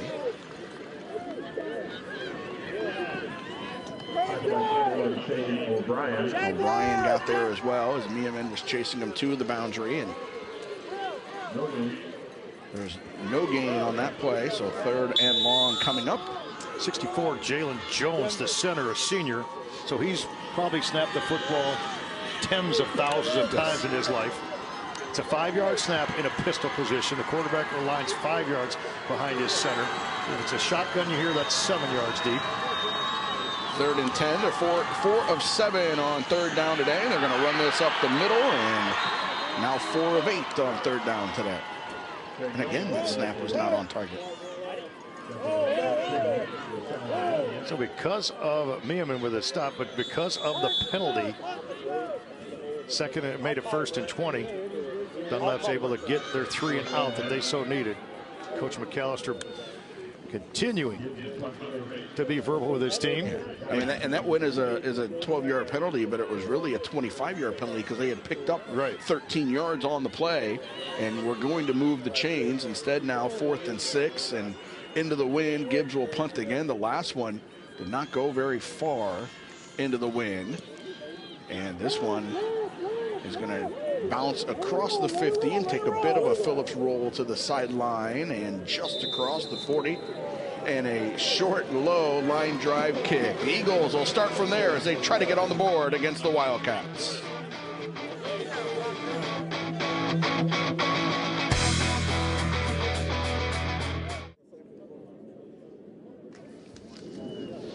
Stay tuned for our Country Financial Game Break. As a part of our IHSA Greatest Championship Game Series, you will see highlights from the 1997 5A title game with Woodstock and Rock Island coming up after the conclusion of this game. And as we get ready for the 6A state championship between Prairie Ridge and Nazareth Academy. Here in 5A, Phillips with the 21-0 lead over the Eagles of Dunlap, who have their backup quarterback there, number 9, Ryan Erickson, leading them to the line of scrimmage, which is their own 39. He was intercepted on his last pass attempt. I like the play selection, though. I like the fact they opened it up. They tried to get him involved with his passing game, keep the press coverage of Phillips honest. Here's Benny Hoff, and he gets out across the 45. Benny Hoff has 36 touchdowns. He's scored amazingly, obscenely in every single game this year. Shutouts so far, obviously today, number 12. But he has such ability to get to the house with his speed and elusiveness. He still can bust one on any time as well. How he was not an all-state selection, I don't understand. Over 2,000 rushing yards, 32 touchdowns, 4 more receiving, and everything he does on defense. He's got all-stater written all over him. First year as a running back after being a wide receiver, and here's a dangerous pass, but it's complete, and it's Guyton It gets across the 40. Yeah, now you're going to see Erickson deliver this ball in an extremely efficient fashion, because when Guyton came out of his break, the ball was there where only Guyton could catch it, away from the defense. You don't always pass it to the receiver. You pass the ball away from the defense. Well executed route. 4 catches, 69 yards for that guy who's been targeted, what, 6 or 7 times today. He's been their go-to guy. That one was good for 14. He had that big catch on the second play of the game down the left sideline. They got their first drive going. Here's Erickson again, putting it in the air down the sideline. That is caught on the sideline right at the 20-yard line, and it's Guyton again. Yeah, you go to your tall target, your targeted guy for the day. One-on-one, they like the matchup right there. And you can see Erickson start to feel a little bit. Throws this ball up. Now he's trusting his receiver. He's trusting his receiver. He goes up over Richard Price to make that catch. Probably gives up an advantage of, what, 3 to 4 inches.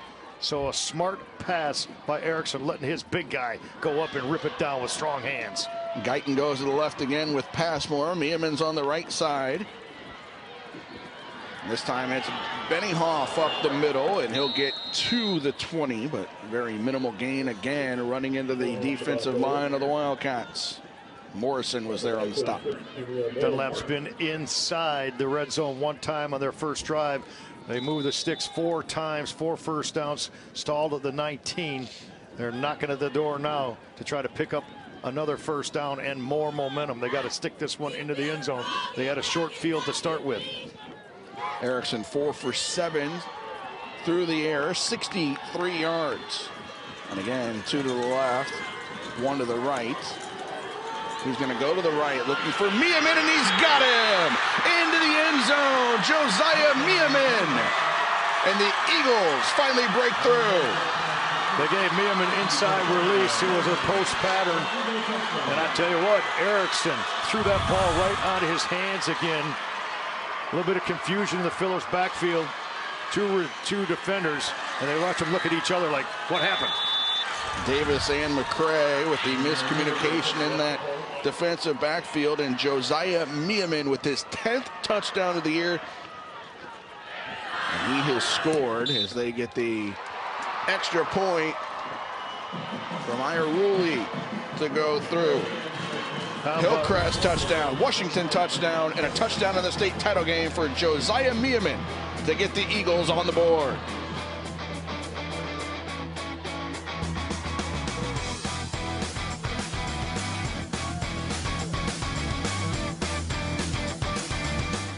The 2017 IHSA Football State Finals are brought to you by Country Financial. Take simple steps today at countryfinancial.com/simplesteps. The Dunlap Eagles on the board. You see Josiah Meeman, a 6'4", 215-pound junior. In the 3rd week in a row in the playoffs, he has found the end zone. 5 plays, 61 yards, a minute 36, the 20-yard reception from Ryan Erickson. They had 65 yards at halftime, and they had 61 on that drive to get into the end zone for the first time today. Meeman scored on a fade a couple weeks ago, and last week, and then he a post this week, so he can run some different routes. Wide open that time on a little bit of a mix-up in the secondary. Phillips, and they take advantage to get their first score. Back to the goal line is Davis. He gets across the 30, still going down the sideline. Little spin move and a nice return out across the 45. Love to watch him run the football. He just has a sense that he knows he can make a cut at any time.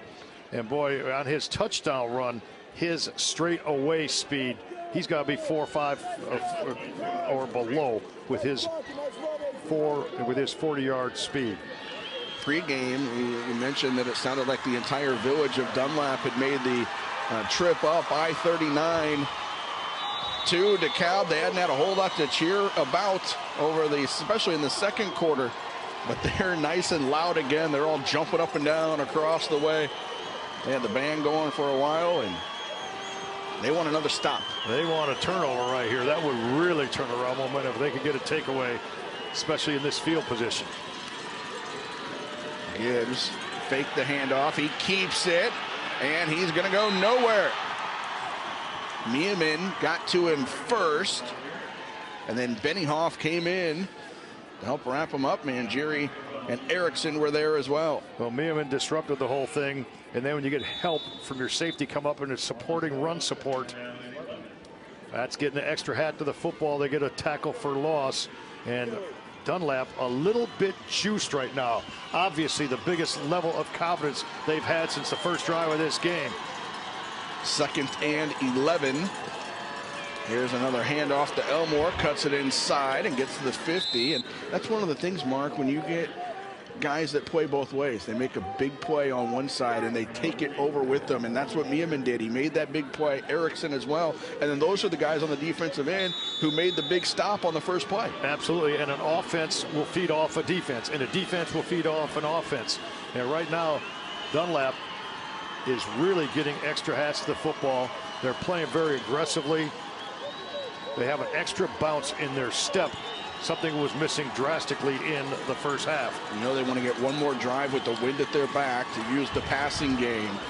See if they can get off the field here on 3rd and 4. And we've got the timeout called by Phillips. They want to talk it over on this 3rd and 4. Good clock awareness by Coach McAllister, as I believe the snap clock was getting down to a position where he didn't want to put his team in a hurry-up situation. Here is the highlights from earlier. If you're just joining us, the starting quarterback for Dunlap Jr., Miles Burke, was injured on the first drive, separated his shoulder, will not return. Right after that play that ended the drive on downs, Anthony Davis, 64 yards to Pater for the 7-0 lead. And then Craig Elmore got a pair of touchdowns. This one on a scoop and score from 44 yards out off the high snap, and then a drive that started with the big pass to McCray down the sideline, ended in an Elmore 1-yard plunge for the 21-0 lead at halftime. And on the most recent drive, Ryan Erickson finds Josiah Meeman wide open from 20 yards out to get the Eagles on the board. 21-7, back to live action now with a 3rd and 4 just across the 50. Press coverage on either side. Everyone else in the box right now for Dunlap. They will go right up the middle and go nowhere. And now you wonder, as they talked about it on the sideline, did they say, okay, we'll put our defense back on the field. This is 4-down territory, or are they going to punt it away and pin them deep? All about field position football here for Coach McAllister. I don't think you want to go for it at the 50-yard line. I do not obviously privy to his modus operandi, because they'll stay with what they usually do. Now look at all the white shirts in the box. Good slant inside. They really obliterate the blocking scheme up front. They had everybody but the 2 corners inside the tackle box there. Good run support. I was going to say, we might not know because Gibbs is the quarterback and the punter, but the way they're lining up here, they are punting it unless a fake is on. Here on 4th and 4. And his left-footed boot into the wind. And everybody from Dunlap will run away from it, but it takes a big Phillips bounce. You could hear Guyton from here yelling, get away, get away. And the Dunlap Gunners ran in the opposite direction, but it takes a big bounce, 36 yards, and gets inside the 15. Well, they scored on their last possession. We talked about their confidence level being up. They've opened up the playbook a little bit for Erickson. They've basically rolled him to his left consistently. That's where he's gone. And it's been mostly the Guyton show. Merriman with a touchdown, but mostly the Guyton show. As Erickson back out, well, that's pretty efficient, 5 out of 8. He threw the 1 pick, but his touchdown pass to Merriman was just laid out perfectly. And he had the 2 incompletions right out of the gate. The other incompletion was the interception. Here is Benioff. He'll get across the 15 and pick up a couple, 3 punts in this 3rd quarter for the Phillips offense on 3 possessions after they had moved the ball very nicely in the 2nd quarter, going in this same direction into the wind. But not so in the 3rd. Now it is 2nd. And they picked up a couple on that play, so 2nd and 7. Wide receivers on each side for the Eagles. He's looking at Meeman. He's got him. And a first down plus some across the 30. It had been all Isaac Guyton in the first 2.5 quarters. In the last 2 drives, it's been Josiah Meeman. Meeman right out of the break again. He hits his break and on time, on target. Little skinny post pattern, had inside position. They think he can be maybe a Power 5 conference kind of player before he's all said and done. He's got the hands, he's got the tools, he's got the physique, he's got the speed, all of the above. He's a complete package of a player. 16 yards there as Richard Price was holding on to Meeman's waist for dear life to get the tackle, and now Benny Hoff just falls forward for maybe half a yard, looking straight down, and not even. Anthony Davis just knifes through. Great solo tackle. Went low and took Benny Hoff, just flipped him off his feet. Speed kills from the outside. They'll come at you from the boundary side. They'll come at you from the field side. They'll come at you with a bull rush up the middle. They just a relentless pursuit of the football is the Phillips defense. Their drum corps gets into it to back them up. They put on a fantastic show here at halftime. The Phillips drum corps, and here is a sack, and who else is it? You know, Terrence Taylor is in there. First half, he had 5 tackles, 2 sacks, and now he's got another one. And he'll wrap up Erickson again. Got you at the top of your screen. Just too much speed. Fights off 1 block, fights off 2 blocks, and it just has sense for getting to the football. So good. How can you win 2 one-on-one battles on the same play? You fight off 2 blocks. Well, the second one, I don't think he had to fight off a block. He had too much speed just to get there himself. 6'4", 215-pound senior. See, now they're moving to the other side. They continue to move around one side to the other. Toledo commit now at 50 tackles for losses on the season. This one's for Meeman, and he hauled it in. What a catch! Josiah Meeman, have yourself a 3rd quarter. Great catch.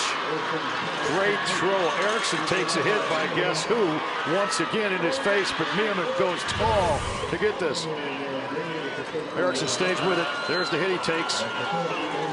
And great ability to turn his body and elongate and kick the ball at its highest point using that 6'4" frame we talked about.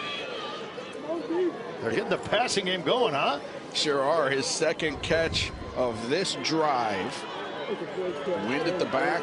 Coach Caslett told Sierra they were going to try to take advantage of that in the 3rd quarter, and that's what they have done. Erickson looking again for Meeman down the sideline, and that time a little too far in front of Meeman, 6'4". And he laid out as far as he could down the sideline, but could not haul that one in. You saw at the end of that play, Thompson, the safety, coming into your picture, a double team situation. They're starting to know where number 18's at right now. You look at Guyton earlier, now it's Meeman, and let's see what kind of pressure Erickson's under. There's Taylor. That was the first one, and he gets hit again on pass number 2. They're starting to bring the house, and it's again Taylor, bang, bang. And you know what? He comes from either side. I was going to say, he didn't see that second one. They're lining him up to the field now. If 42 doesn't start drawing some double teams on a consistent basis, I think they're trying to. He just got too much speed. 2nd and 10. They keep Benny Hoff in. That pass is complete, and it'll be close to another 1st down. Looking at the spot, I think he's got it to the 35. That's Guyton. There were 2 in the same spot, 2 wide receivers. And that play, they triple teamed Terrence Taylor to block him. They triple teamed him to give Erickson time to throw the ball. And you could see Taylor leaping there. Benny Hoff was held in the backfield to give that extra protection, which obviously takes another player out of the route pattern for the Dunlap offense. Press coverage. And he is hit and brought down. That time it's DeAndre Johnson, number 52. I saw the 2 and almost just assumed it was 42. It's not, it's 52. And I tell you what's going on now. The double teams, the triple teams on Taylor, that allows other people to say, hey, it's my turn because I'm not getting as much attention. So another sack there. Loss of 7 on that play as we take a look at DeAndre Johnson. You'll see him take advantage. There's Taylor drawing the double team. And on the other side, Taylor just drives through the quarterback for the sack. Erickson lucky to hold on to the ball there. It looks like Taylor's going to switch out helmets. It'll be 2nd and 17 to start the 4th quarter for the Eagles. They're down 14 in the 5A state title game.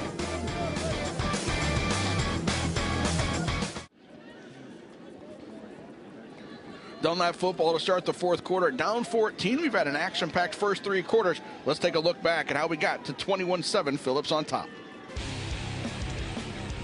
First team to ever win a state title out of the public league. That was right here 2 years ago. A little end around and a nice carry. Still going on his feet, heading all the way now to put the Wildcats on top. High snap. And that hits the turf, and here comes Phillips. They've got it. It's Elmore. He knows how to find the end zone. Usually does it on offense. This time he does it on defense. When your wide receiver McCray can block for you like that, you've done something special. Here he is on the left side and in. Second touchdown of the day for Craig Elmore. 1 on defense, 1 on offense. And again, 2 to the left, 1 to the right. He's going to go to the right, looking for Miamin, and he's got him into the end zone. Josiah Miamin, and the Eagles finally break through. The Eagles have found something in the second half through the air. Erickson to Miamin, and then to Guyton 2 plays ago, but they've had defensive ends in their backfield all over as well. Nathan Blieba, Mark Lindo with you as we start the fourth quarter, 21-7. Phillips on top. Now Dunlap going into the wind, and they'll keep it on the ground, but Benny Hoff will go nowhere on the right side, and it's kind of been an echo on that play. He's not had but just 2 times he had to seem to run through to use his athletic ability out in space, because Anthony Davis continues to make plays. He's been all over the field, shaking his head. No, I haven't. I think, yes, he has. You can tell he loves to play the game. His body language just exudes that joy for the game. How about 178 yards of passing for Dunlap? Well, that third quarter, they outgained Phillips 113-34. They had 6 first downs. Phillips had none over the middle. That ball did not go anywhere where Erickson thought it was going to, into the wind, as he was looking for Derek Passmore over the middle. Erickson locks in on 1 receiver there. He's got Passmore over the top. But you've seen an adjustment now for Phillips, as they were having everyone up the line of scrimmage. They're playing much softer now and playing a little bit more zone in the back end, allowing anything underneath in respect to the passing game that Dunlap's had. 4th and 16. Guyton to punt it away. Just a little pooch punt.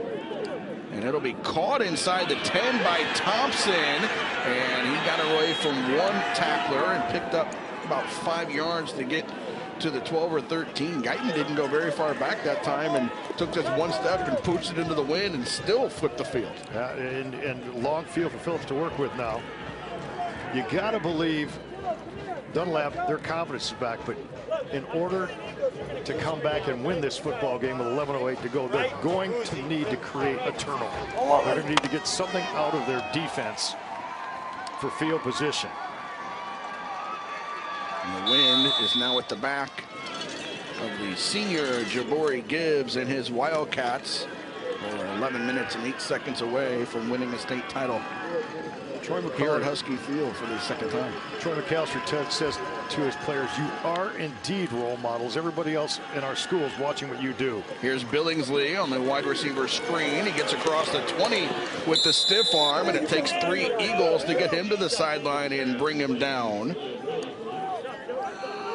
Give Billingsley some speed in space on the outside. Thompson threw not really a good block, but he got in the way, and that allowed Billingsley to read where he was going to make his next cut and pick up yards after the catch and yards after contact. 14-yard pickup on that pass to Billingsley, the 6'4" senior. Listed as a tight end, but he is lined up mostly as a wide receiver today. Here it goes on the other side, and it's Billingsley again, and this time he ran into his own man. They are trying to strip him of the football over on that sideline to get the turnover you were talking about, but he holds on, and now Passmore is down, holding his right ankle. Same play, other way. Good position football by Dunlap. Derek Passmore, a 5'8", 175-pound junior, had an interception in the quarterfinal win over Hillcrest, and the clock will stop as he is down on the sideline, was holding his right ankle, so the official timeout here. as they take a look at Derek Passmore. 10:08 to go in the state title game. Phillips up 14.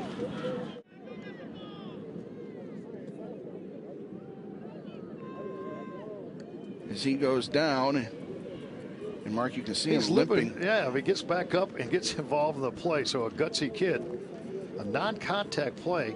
He planted his knee ankle area, just gave out at him. But how about adrenaline taking over? Because you're down on the field, you see a football, and you start to pursue it as a defender. They've had a couple tough injuries today with Burke going down on that first drive. They're starting quarterback, Passmore, a wide receiver, defensive back, now down as well. 9 catches on the year on offense. Here's Elmore, right side. He turns it upfield. We got a flag back at the 25-yard line in the area that usually indicates a hold. Yeah, they threw that right toward Emmanuel Clark. Holding call on the inside. Both these teams came to Rochelle last evening. Stayed all night. Holding, number 72, offense. 10 yards from spot of foul. Remains second down. Dunlap had dinner for over 200 last night, so that's quite the Thanksgiving gathering, isn't it? It was one of those last practice of the year, and invite all the families and friends as we take a look at this holding penalty.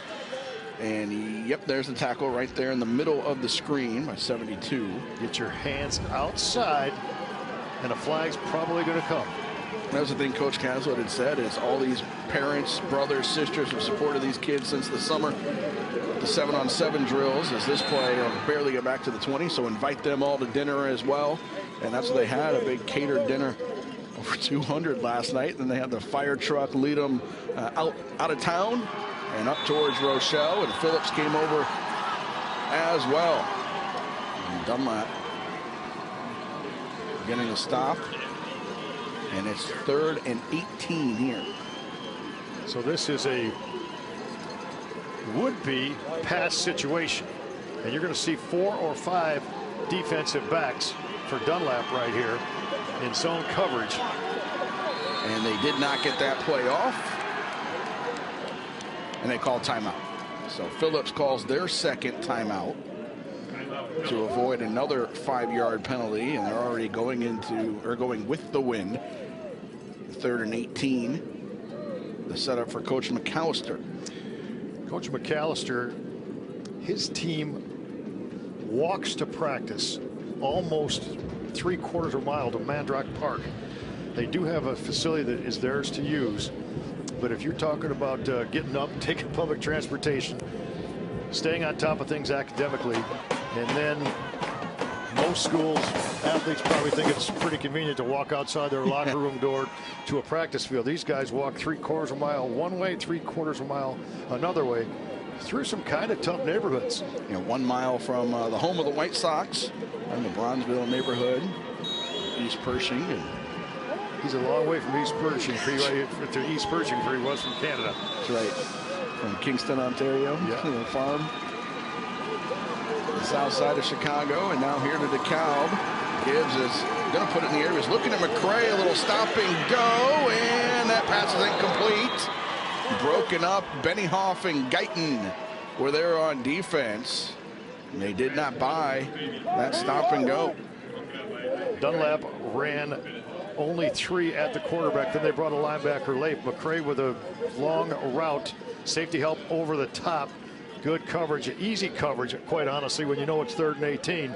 And a good throw, because if it would have got picked off, it still would have gained some yardage. But now, Dunlap gets the 3 and out that they needed.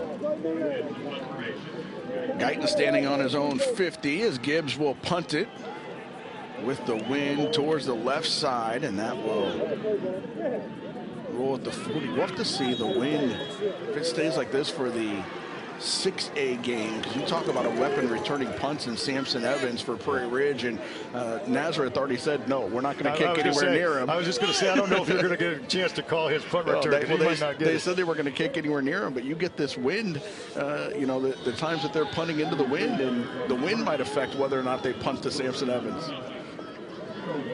we should see some fireworks in that game. Here's a bevy full of playmakers between Prairie Ridge and Nazareth Academy.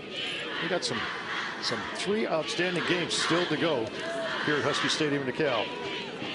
8:49 to play in this one. Erickson led a touchdown drive in the middle of the 3rd quarter. Looking to do the same here, but they're not going to run the ball on that one. It's Anthony Davis knifing it again to make that solo tackle. Boy, that's the best way to describe him. He just knifes it. He's by himself. Almost, he looks like he's almost unblocked because he's just so quick off the football. Low pad level, able to create things with speed, and he has had a whale of a game.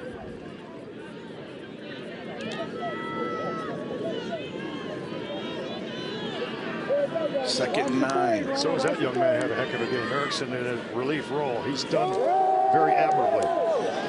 Got that pass away just before he got hit. Intended for Guyton, and it was Davis leaping into the backfield that time. Well, Guyton ran a post, and he ran a post the last play he caught. If they have a post corner in their route, they would really have that set up for potentially a big chunk kind of play. So now 3rd and 9 for the Eagles.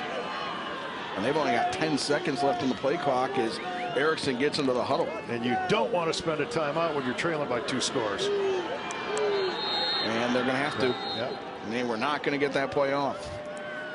So that was a breakdown timing-wise between sideline and quarterback.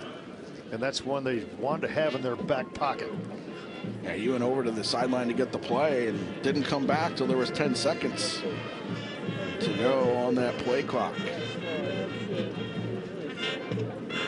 See Coach Caswitt right there in the middle, working through the play, and mentioned earlier his wife Katie, the athletic director. I was going to say, is she going to give the coach a bonus? I don't, maybe you know, that's right. Extra piece of meat at dinner.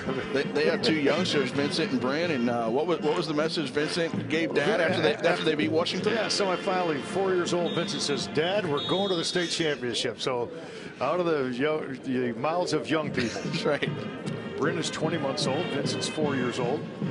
And what a thrill that is, honestly, for your little boy to come and be able to share that. I'm sure he'll be around the trophy presentation, no matter if it's the 1st or 2nd place trophy, because that's a family. Remember, that family will share. They have a whole trophy case just for what they've done in 2017 at Dunlap High School. It's impressive. As Erickson is under pressure, he is swarmed and tackled. And that's DeAndre Johnson again, although Terrence Taylor was in the backfield, Richard Price was in the backfield, and Johnson gets his 2nd sack. Well, the sacks continue to mount right now. Phillips Artioff, 5th sack of the afternoon. You pile on the TFLs, they had 9.5. There's probably 13 or 14 TFLs they were talking about. Phillips has been in the backfield of Dunlap quite a bit here today. Got a whistle and a flag. I think there was a player running off at the last minute for the Eagles. So let's see what this announcement is. Dead ball. Legal substitution. Defense. 5-yard penalty. Still 4th down. Yeah, you were mentioning the titles for Dunlap. They won 2017 a 2A girls cross country or track title. Both. A boys tennis title. Yep. A girls cross country title. Title town. Yeah, and they have a swimmer, and this is blocked. Taylor, who else? And now it's kicked towards the end zone, and falling on it at the 1-yard line are the Eagles. There was quite a push on that punt. There was 2 or 3 blue shirts that could have been credited with that. Special teams. Anthony Davis says yes. Special teams. Terrence Taylor was looking for the scoop and score, which would have been their 2nd of the day. Watch the pressure come from the outside. 34 got it. Dominic Bass. That's about 6'3", 6'4". He got it clean. Yeah, hit off of Guyton and rolled all the way back to the 2-yard line is where they'll put it down. There's the 3rd phase. Offense, defense, special teams. And Phillips special teams gets involved there. Three wide receivers, two to the left. McCray solo on the right side, and Elmore is in the backfield with Taylor in front of him. Elmore will get the ball, and he'll sniff out the end zone. His second rushing touchdown today, his third total. They had not scored in the second half, but they get the short field, and they turn it into 6. Special team sets this up. Taylor lines up with the H-back on the left side. And then watch the lead block. Boom. Bettyhoff takes a hit from Taylor. Taylor pumps his fist as his teammates hits Pater Elmore. There's the block right there. Immediately up and pointing. That's his second rushing touchdown today, his 24th total on the ground. He had 6 2 weeks ago as they blew out Solorio. This kick is not even close. Never got high enough to make it through. They converted 3 extra points today. Can't convert the 4th. Still lead by 20 with 7:24 to go. A lot of those rushing touchdowns of Elmore, we're not privy to this, but how many times do you think Terrence Taylor's been in front of him leading to the end zone? Every. Yeah, I'll tell you what, he can block at the point of attack.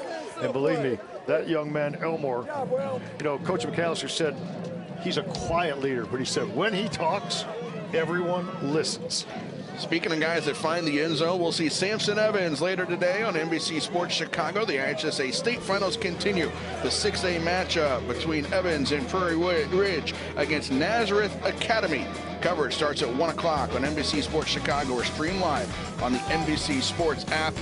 The Roadrunners of Nazareth Academy have already gone through Prairie Central and Sacred Heart Griffin. Now they look in Prairie Ridge's 27-game win streak. Then tonight on NBC Sports Chicago Plus, actually 4 o'clock, not tonight, this afternoon, Lake Zurich and Batavia 7A, and Loyola Academy in Lincoln Way East.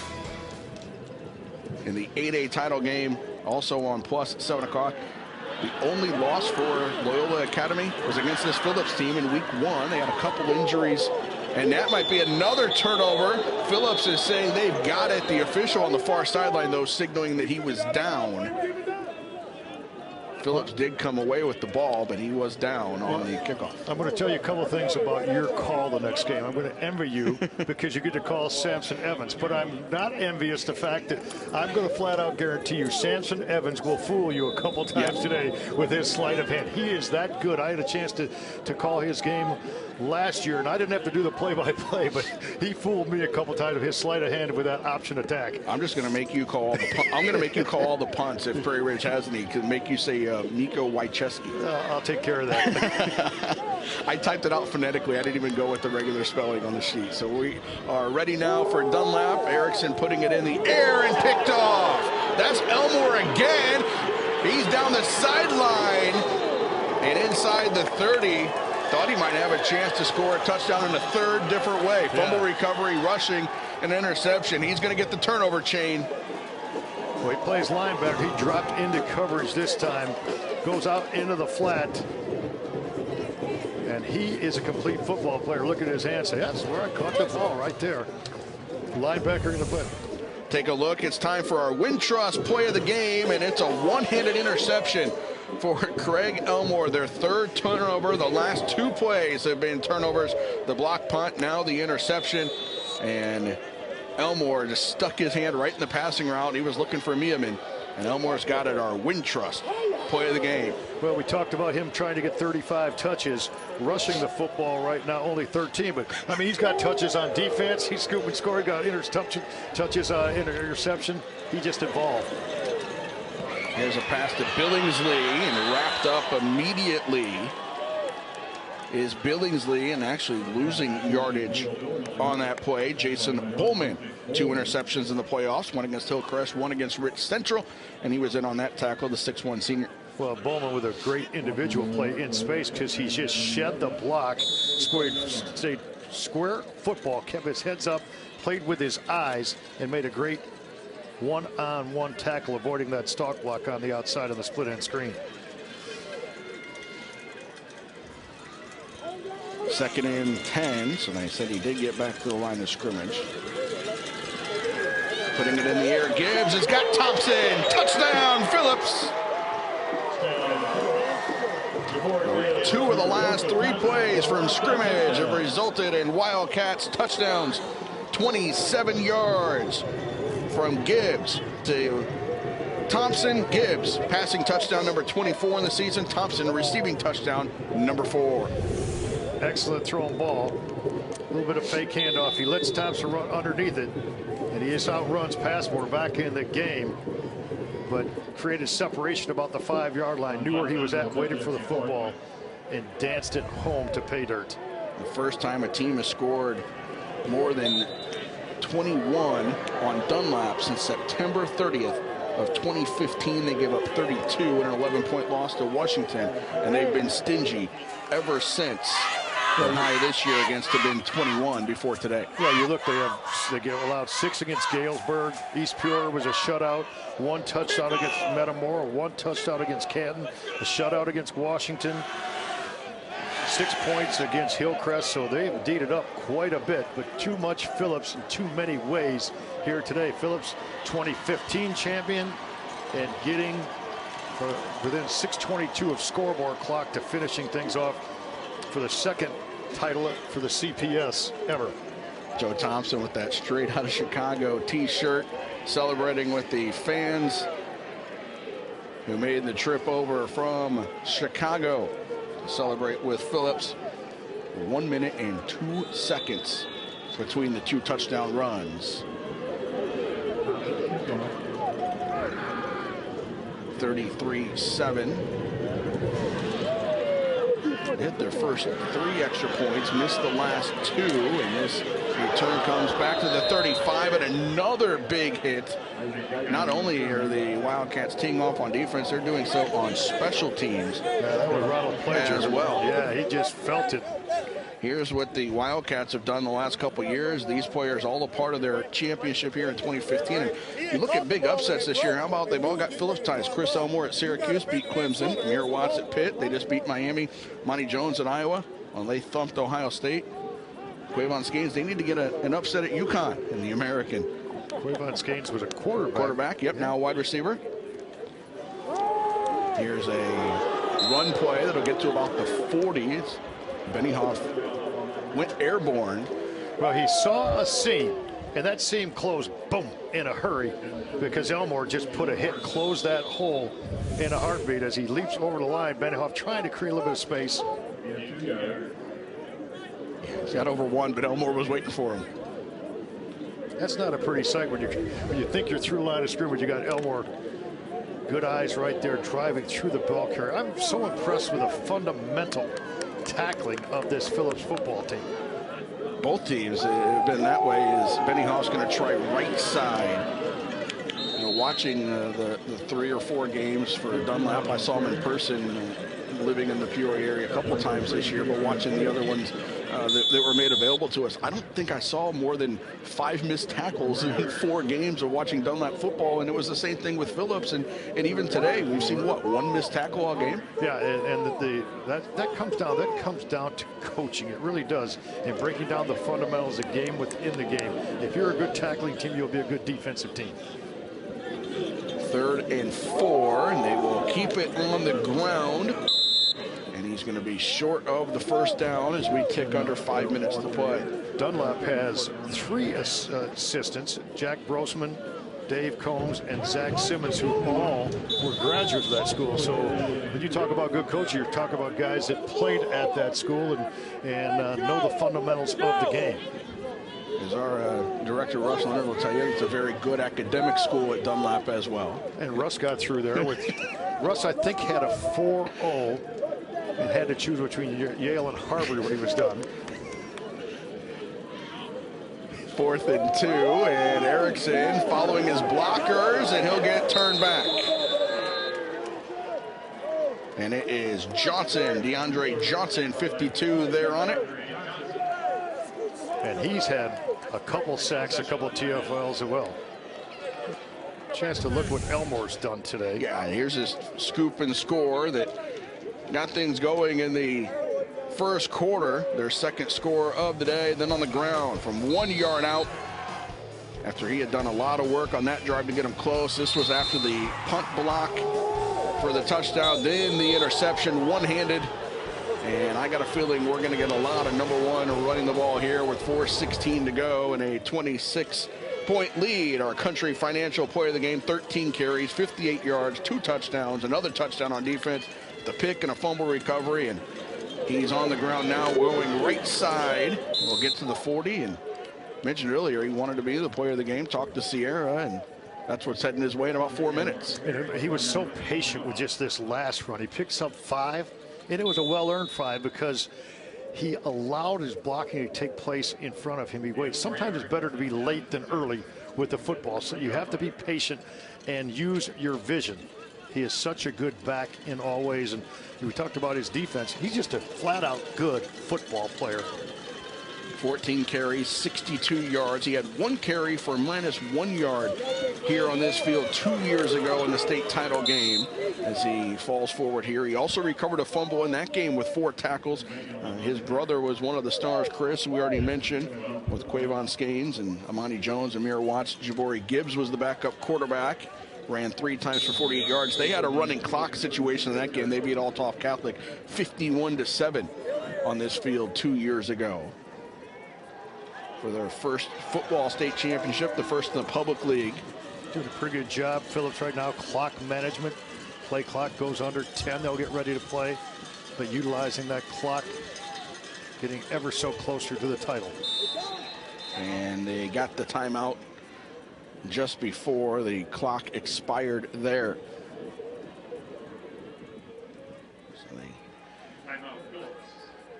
So they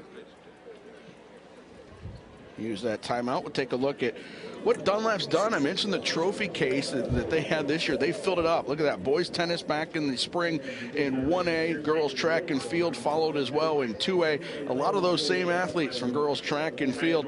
Then just a couple weeks ago, Detweiler Park won the cross-country state title in 2A, and Emma Theobald individual championship of the 100-meter butterfly. They co-op in swimming, and she was the champion there. So they have had a fantastic year. Katie Caslett, wife of the head coach Brett Caslett, their athletic director. Patrick Gornick is the tennis coach. Pat Gorst, the track and field coach on the girls' side. Chris Friedman, the cross-country girls coach, and Jim Bucher, the swimming coach. They've all brought titles and trophies back to the village of Dunlap, just outside of Peoria here in the 2017 calendar year. They're going to get another trophy today. Might not be the one that they wanted as the day began, but the best football season in Dunlap history. Yeah, first time. They had never made the semis before, and they had never won more than 2 games in the playoffs in the same season. They made the quarters in 1981, and they're going to get a second place trophy, it sure looks like, and something for all those kids and coaches to be very proud of. Brett Caslett, good picture of him.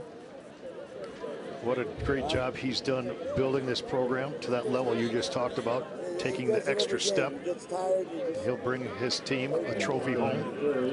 I asked him this morning, I said, anything else you want to fill us in on? He said, no, just make sure you mention what great athletic success our school has had. And I was very impressed by that. It wasn't about us. It wasn't about the football team. It was about his school community, a school community that, just 5-7 years ago was around 900, 950. Now they're 1,300.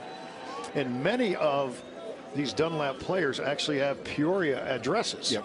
Because Dunlap is a village in its own right. You have that whole side of Peoria that has really grown over the last 8-9 years. You know, I've been familiar with Dunlap, working with the Peoria Chiefs. We have a host family program. We have 3 families who live in the Dunlap area. We've got a bunch of employees who work in Dunlap and have had a lot of ties there, and that area has really exploded over the last 10 years or so. It's been fun to watch that area, this program grow, as here's Elmore on the ground again, getting across the 25-yard line. But yeah, just a few years ago, they were playing 3A. And then now they're taking the Middle Illini. Now they're taking their 5A title, 5A second place trophy. Middle Illini has had football teams in the state championship from Washington, from Metamora, from Limestone. Washington won it in '85. Metamora has won it 3 times. That group right there, win or lose, they're welcome their team home tonight. And on the Phillips side, second title in 3 years is 2 minutes away. Third time they've been in the title game in the last 4 years, and a school with over 100 years of history. They were the first public league team to win a state title right here in DeKalb 2 years ago. A couple of famous alums. How about that? Nat King Cole Gwendolyn Brooks. So Sam Cook. Sam Cook, yeah. And the first Globetrotters. Yeah. Were all from Phillips. They won the basketball state championship in 1975, 6 track and field titles, last in 1962. A couple NFL players as well. Mike Pruitt, who played at Purdue. And Buddy Young, who's in the Hall of Fame, played at Illinois. Chris Hinton played for the Colts and Northwestern. This is their 6th play of this drive, as they've used about 3.5 minutes. The great thing is Dunlap knows Phillips run the ball, yet they're still running it effectively. Down to the 20. So when the defense knows you're running and you can still move the sticks, that means your offensive line's doing a job. That means your backs are doing a job. It's a cold day. This still feels good, though, right? I would think so. They're trying to find him. Watch out. They're going to hug and hold him up. There it is. That feels so good. He said, go play. They need to get guys off the field, though. The problem now is the guys who held him up were onto the field. The referee was waiting for the huddle, and they still had guys on the field. Joe Thompson conned him in with the hug there. And Tierno Aidara had the bucket as they'll kneel it down. So they'll have to do one more time. Coach McAllister's got his glasses cleaned off now, and he's ready to celebrate.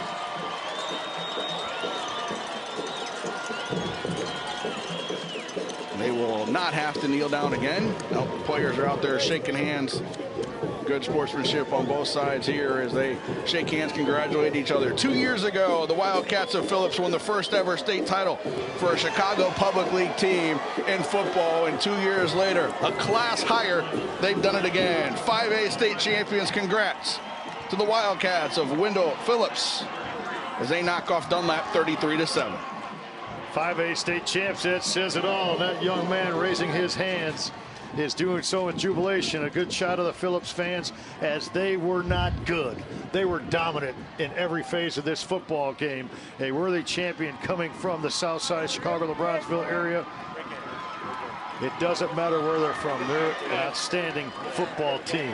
3 turnovers, 5 sacks, 12 tackles for losses, -3 rushing yards allowed. Their defense was dominant indeed. Once they took Benioff out of the game, forced the passing game, Erickson did a nice job coming in. The high honor roll student took it by the challenge and threw the ball well down the field, but just too much Phillips.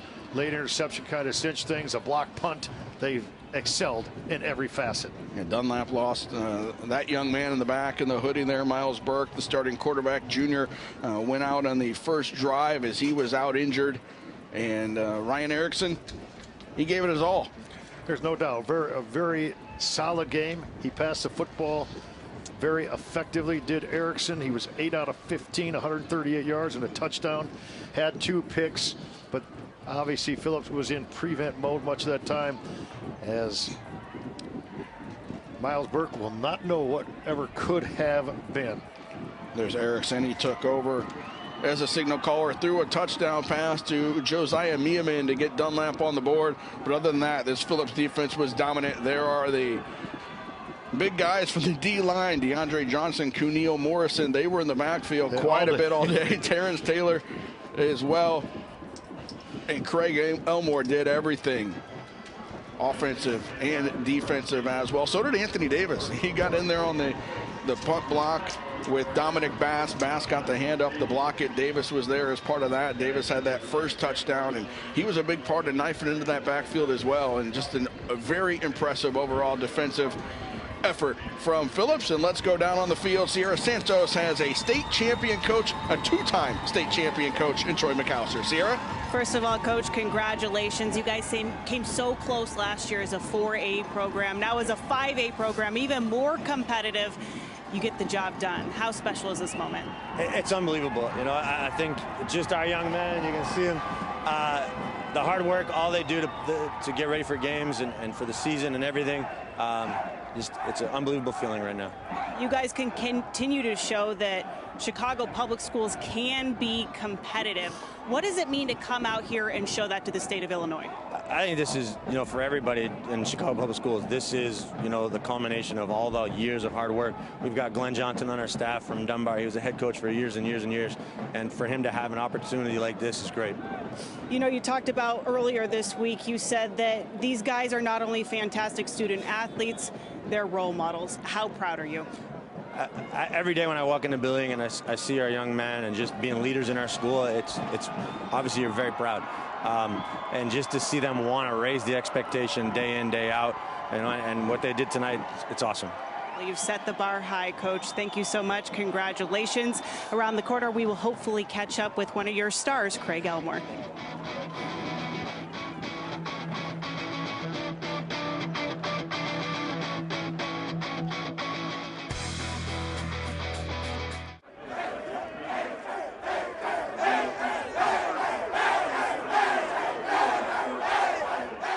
Welcome back here with newly crowned champion Craig Elmore. You were the only starter from the prior championship team. Now this year, you come out, you get another championship, but you're a leader, you're a senior. How different is this one? It's totally different. This is my last high school game. I'm glad to be going out on top. I think the experience really matters. A couple of players, they came in there saying they were nervous. I say it's okay to be nervous, just don't be scared. We know what we had to do when we came out and executed. Your coach says you're the toughest kid he has ever coached. You've had games that have been stellar, another one today. Can you put your senior season into words? Outstanding. And, I tied the record for touchdowns. That was amazing. I'm just glad the coaches put their trust in me to play both sides of the ball and be the tough kid that I am. What does it mean to put Chicago Public Schools on the map and show everyone, show all the doubters, show all the haters that you can get it done? It's crazy to be on top, especially being a team from the city. We have to bring, basketball. Chicago known for basketball. It's a wonderful feeling to put Chicago on the map for football. Well, congratulations, a very successful senior season. We'll send it up to you guys in the booth. Thanks, Sierra. What a great day that our Country Financial Player of the Game, Craig Elmore, had today. Let's take a look in on our trophy presentations brought to you by Menards. The Dunlap Eagles just got their second place trophy, their best finish in school history. And now the Wildcats of Phillips are ready to head up to the podium for the second time in their school history, the second time in the last 3 years. There are the captains from Dunlap getting their trophy. The 5A state runner-up presented by Menards. And that'll head back to a very full trophy case from the 2017 calendar year at Dunlap High School, as we mentioned earlier. And the Wildcats from Phillips are ready to celebrate. Coach McAllister's got his captains up onto the podium as well. They won it here 2 years ago at Husky Stadium, and they win it here again in 2017, up a class. So now a 4A state title and a 5A state title as well. And Craig Elmore's got that turnover chain on, and why not? He got two of them today. Well, and you talk about explosive plays, and they happened for Phillips today. They didn't just happen, they created things, but the havoc they created with their defense, the disruption, the speed coming at you from all sides, and they're not shy about it. They tell people, we're going to come after you. There was no surprise in this, but it's just a numbers thing. We're going to bring 7 or 8 at you, and yes, the opponent today, Dunlap, in the championship game, they're saying, we'll scheme to block you this way, but when you have the speed and length and size that Phillips has, you're just so doggone hard to block that they just created a myriad of plays defensively from all angles. An undefeated season again. They allow less than 10 points. Third time in the playoffs they allowed less than 10 points. And they get that 14-0 season for the second time in 3 years. And now they've got the hardware to take back to the south side of Chicago. A complete team, a team that did it 2015, a team that was disappointed last year, but prepped all year long, all summer long to be back here. And their leadership of their team was shown through today. Coach McAllister did an outstanding job with his program, not just his team. Their only loss in the last 3 years, an overtime semifinal loss to Johnsburg. 4A champions and now 5A champions as well. Up next, we'll have the 6A title game from Prairie Ridge and Nazareth. That'll do it for the 5A game. For Mark Lindo, I'm Nathan Leva. Stay tuned. We got more football on the way from Husky Stadium all day long. Phillips wins the 5A state title game 33-7.